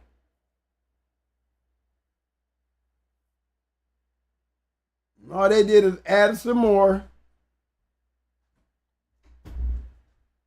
Mayday, Mayday yellow back there. See all that? More Mayday. All that, yeah, all that, look at all that. More yellow. Hardcore.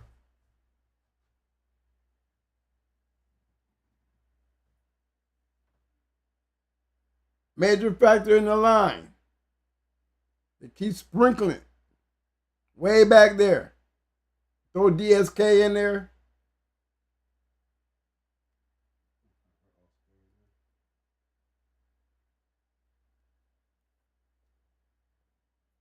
Yeah, you see them down there. Y'all see them down there.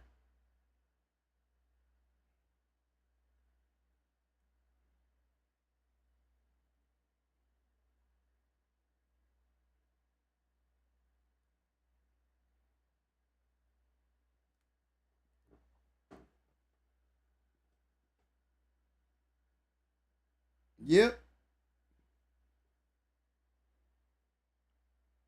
It's the crosses.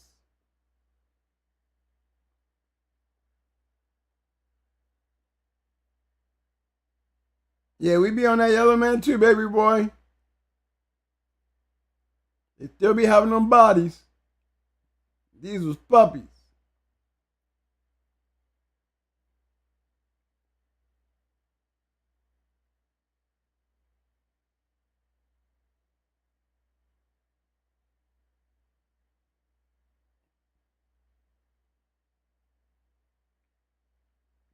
Them bitches.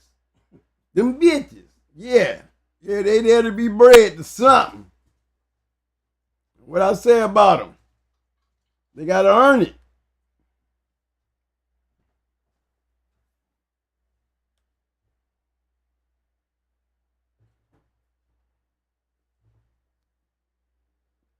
Oh yeah, I'm gonna go back to my little my one move.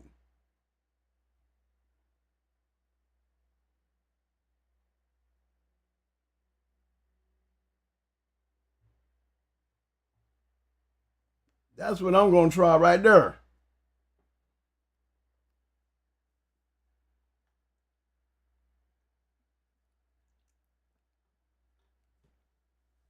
I'm gonna build on that double yellow, that yellow man. I'm gonna build on that Michael Myers shit. And just pile some more yellow, Mayday on top of that. Gotta get my amboss up in there. That's the key. That's the key. All this right here, factor. All that, look at all that yellow. We're gonna be just yellowed out. We're gonna have these little crazy outcrosses like DSK on the very bottom down here. And then we're gonna have some amboss up here. And the trick to the amboss with all this Mayday in it, let me show y'all. This is what's helping me. Remember all that black shit you kept on tossing around? Twin, why we ain't got, where the red nose come from? You know what I'm saying? These kind of moves right here, we gonna get black dogs and we gonna have red nose dogs, guarantee it.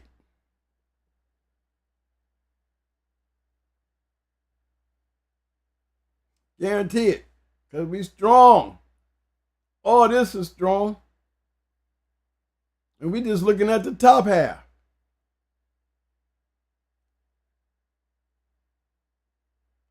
We just looking at the top half. Put it in a hole and just in him.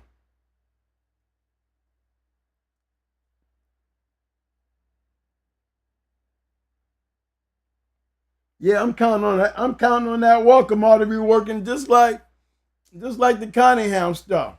Knowing I have major pieces to the puzzle because I'm gonna be playing. I'm adding a whole bunch of more of this shit. See, I'm adding. When we breed that, make that breeding, we're adding back into these dogs. Green bean.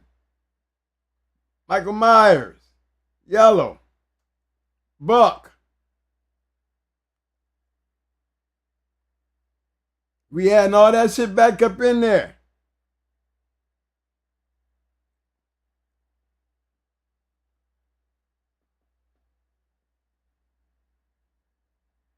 You know what I'm saying? Winky.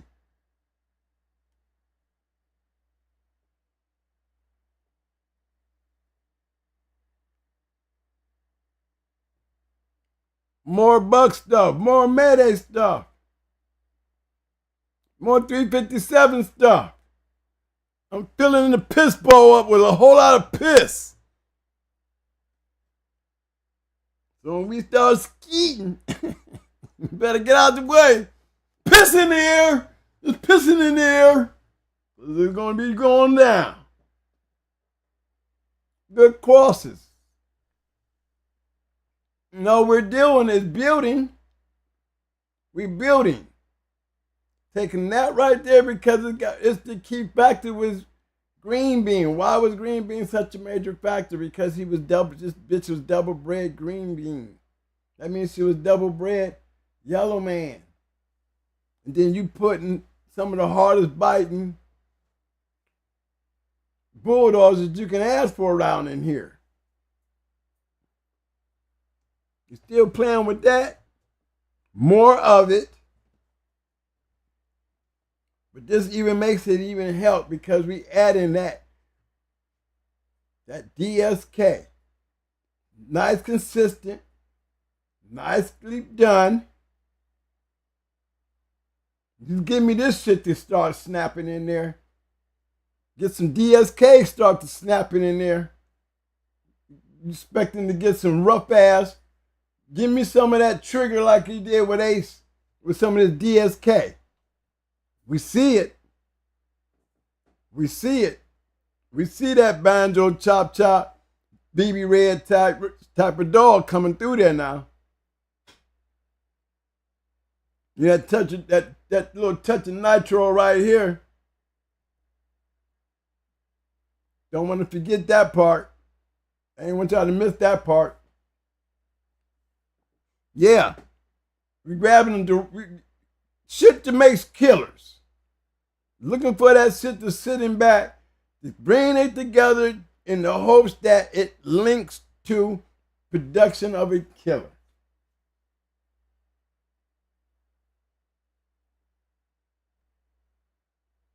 we try to make every piece of this a working piece, because every piece of this moves forward, and it's us to catch it and do the right thing with it. If you don't do the right thing with it, then you're gonna lose it. What did twin do with the right thing? You're gonna put some right shit with it. The bitches. Not the bitches to do it.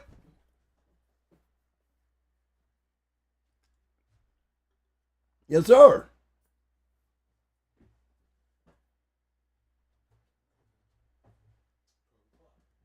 All right, y'all. That was it for me.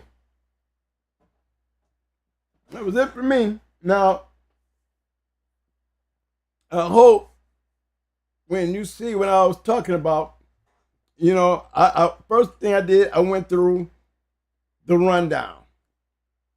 And then once I get to the rundown, then I take you down to my house and I'll show you what everybody else was doing, I was doing.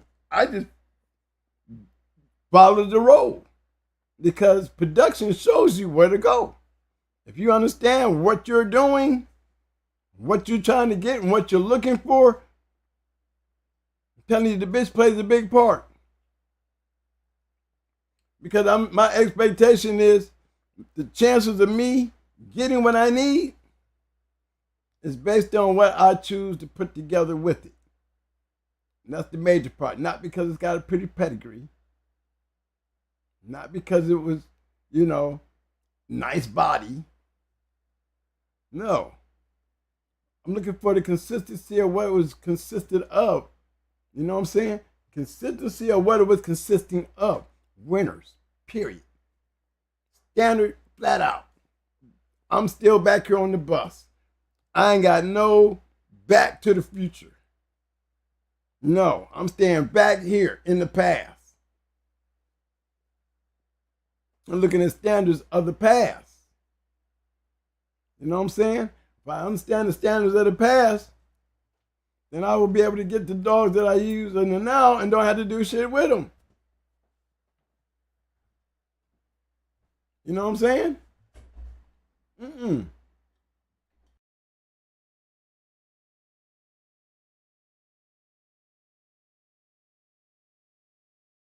You know, it's really up to them. You know what I'm saying? It's what they're doing down there in their basements, in their closets, because they're out there. You know what I mean? I'd like to put a big special shout out to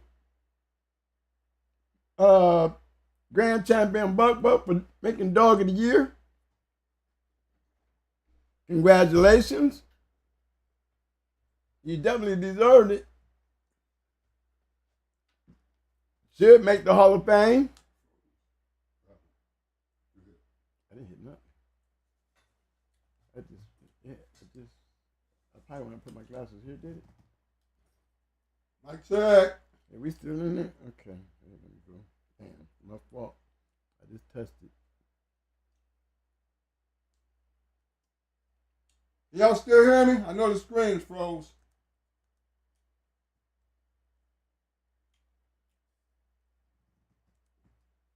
I have to do this or I can just close out. Hey, give me a thumbs up if you can still hear me. I know the screen froze. I don't want to reboot. Holler at me.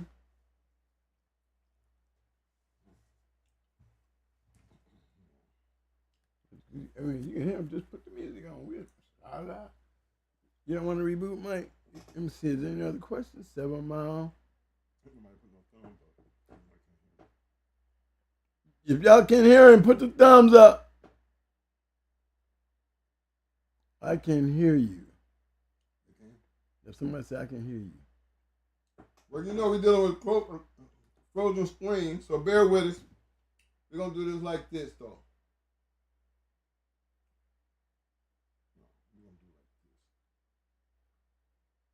As we close out tonight, I hate to deal with the frozen screen. Go that way. All right, keep talking, Mo. Okay. We're going to close it out like this tonight. As long as y'all can hear us.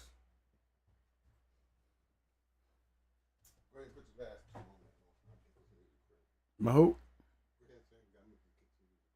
Oh, okay. Well, yeah. Making the right crosses, making the right breedings. Everybody, hope y'all enjoyed it. Again, I didn't take it all the way to 12 o'clock. I should have been done by 11. Look here, guys. Let's get on the bus. Make sure you got the sticks. Make sure you got your dog. I hope you bought the right female that you can like take home and analyze and do your study. And for those who's got a female that's looking for the right cross, you know, you're back in my time. You're in my time, so you can't really go home with my time. My time is for your imagination and your educational purposes only. You know what I'm saying? The things that I'm pointing out, the things that I'm showing you. This was what was making these dogs good. I mean, how good can I prove a point? I mean, bouncing all over the place and you're noticing something, it's all looking the same way with different dogs, same concept, same results. No, I want you to, that's why I want to take home tonight. Just take that home tonight. Hey, appreciate everybody for taking the poll. We had 160 people took the poll tonight. When starting your American Pit Bull breeding program, which is more important to you, we had 19% that said male. We had 81% that said female. Before y'all get out of here, don't forget to hit that like button for right now, please. Help me out. Give me them damn thumbs up, thumbs up, thumbs up, thumbs up. Muscles, muscles, muscles. Now, give me some damn roses. Roses. We need them damn roses. Come on now. All right, look. I know the screen is on. We just gonna do it like this, y'all. Hey, man. Today was a learning process. You're right. I'm pretty sure everybody clearly understand. 81% for damn sure understand just how valuable a female can be to your program. But it's what you do with it that you're going to have to realize if it was worth it. It's all about the works. All we can do is go back and show you we weren't the only ones doing it. But for the ones who know and understand it, does not mean you can't do the same thing. Ain't nothing wrong with copycatting. You know, it's okay. Just do what you do and enjoy the fruits of your labor. That's right. That's all. Hey, man, thank you for them thumbs up. I see them, man. Keep them coming, man. I really appreciate that, fellas. The key factor in the whole thing is, man, we come here to learn, teach, and enjoy the show. We appreciate it, and trust me, we could not do it without you, the viewer, you, the dog man, you, the world of the American Pit Bull Terrier. We can only speak from where we come from, when real was all about being real. So, as you move forward, hey, different stroke for different folks. But again, this is what we do on this side of the bridge. So, as we get out of here tonight, hopefully y'all take this conversation and keep it close to the heart. Replay in case you miss anything, replay. If you got a young kid or somebody sitting around, one of the young dog men, sit them down and make them just listen to the show because they get so whole lot out of it because that might help them listen to you. Especially if we talking the same thing because in the end, results is going to speak for itself. The receipt is there. Now you just got to be able to produce and present your findings. That's where we always worked at. That's how we always worked. And that's how we would always run around with them 90%ers. Because we've named a lot of them. And again, you know, what can I say? Here's the proof. So until Tuesday, I need y'all to just ride out with us. Have a good weekend. See y'all Monday. Oh, It's in the dime. Yes, sir. Yo, we got something to scream about till Monday. But till then, y'all, look here. Remember with these bulldogs, the thing that matters more than anything is not just the dog, but you as a person got to always. Only as a person, you must always. I mean, in order to survive, you got to always scratch the wind. Act like y'all know, man. Keep showing that love. Man, you got to show the love. Keep showing that love, baby.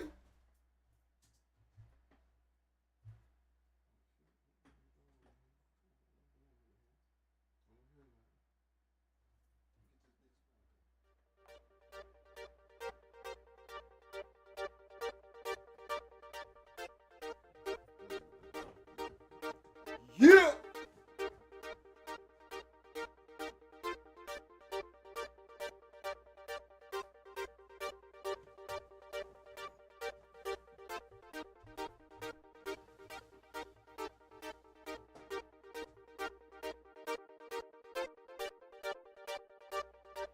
I mean, if you're still out there, you left me hanging, homie.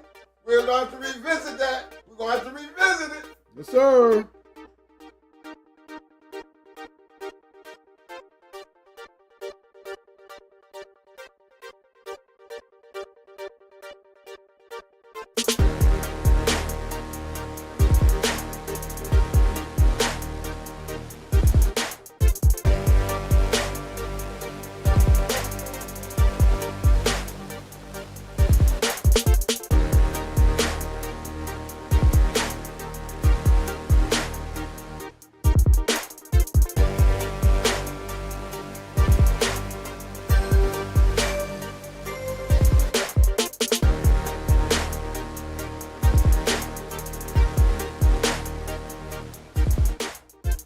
Big shout out to my homie.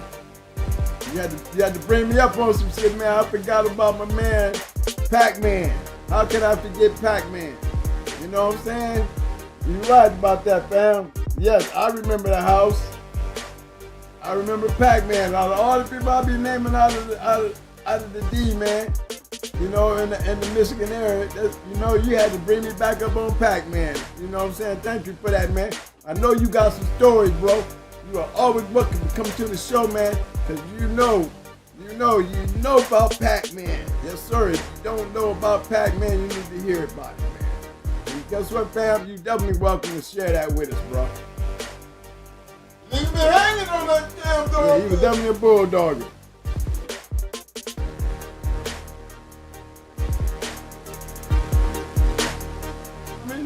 You know I'm going to be calling you, man. Armin, you know. You gotta come with something, man. You gonna leave your boy hanging like that, man. You gonna leave your boy hanging like that, man. Now, you already know.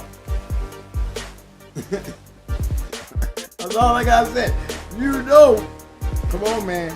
You know you're gonna have to talk to me. But I'm gonna have to answer. You know I'm gonna have to answer some questions. You know I'm gonna have to answer questions, and I'm gonna have to answer some questions. I love you, big bro, but you know you can't just do me like that. You got to talk to me. No love, man. I'll be in touch.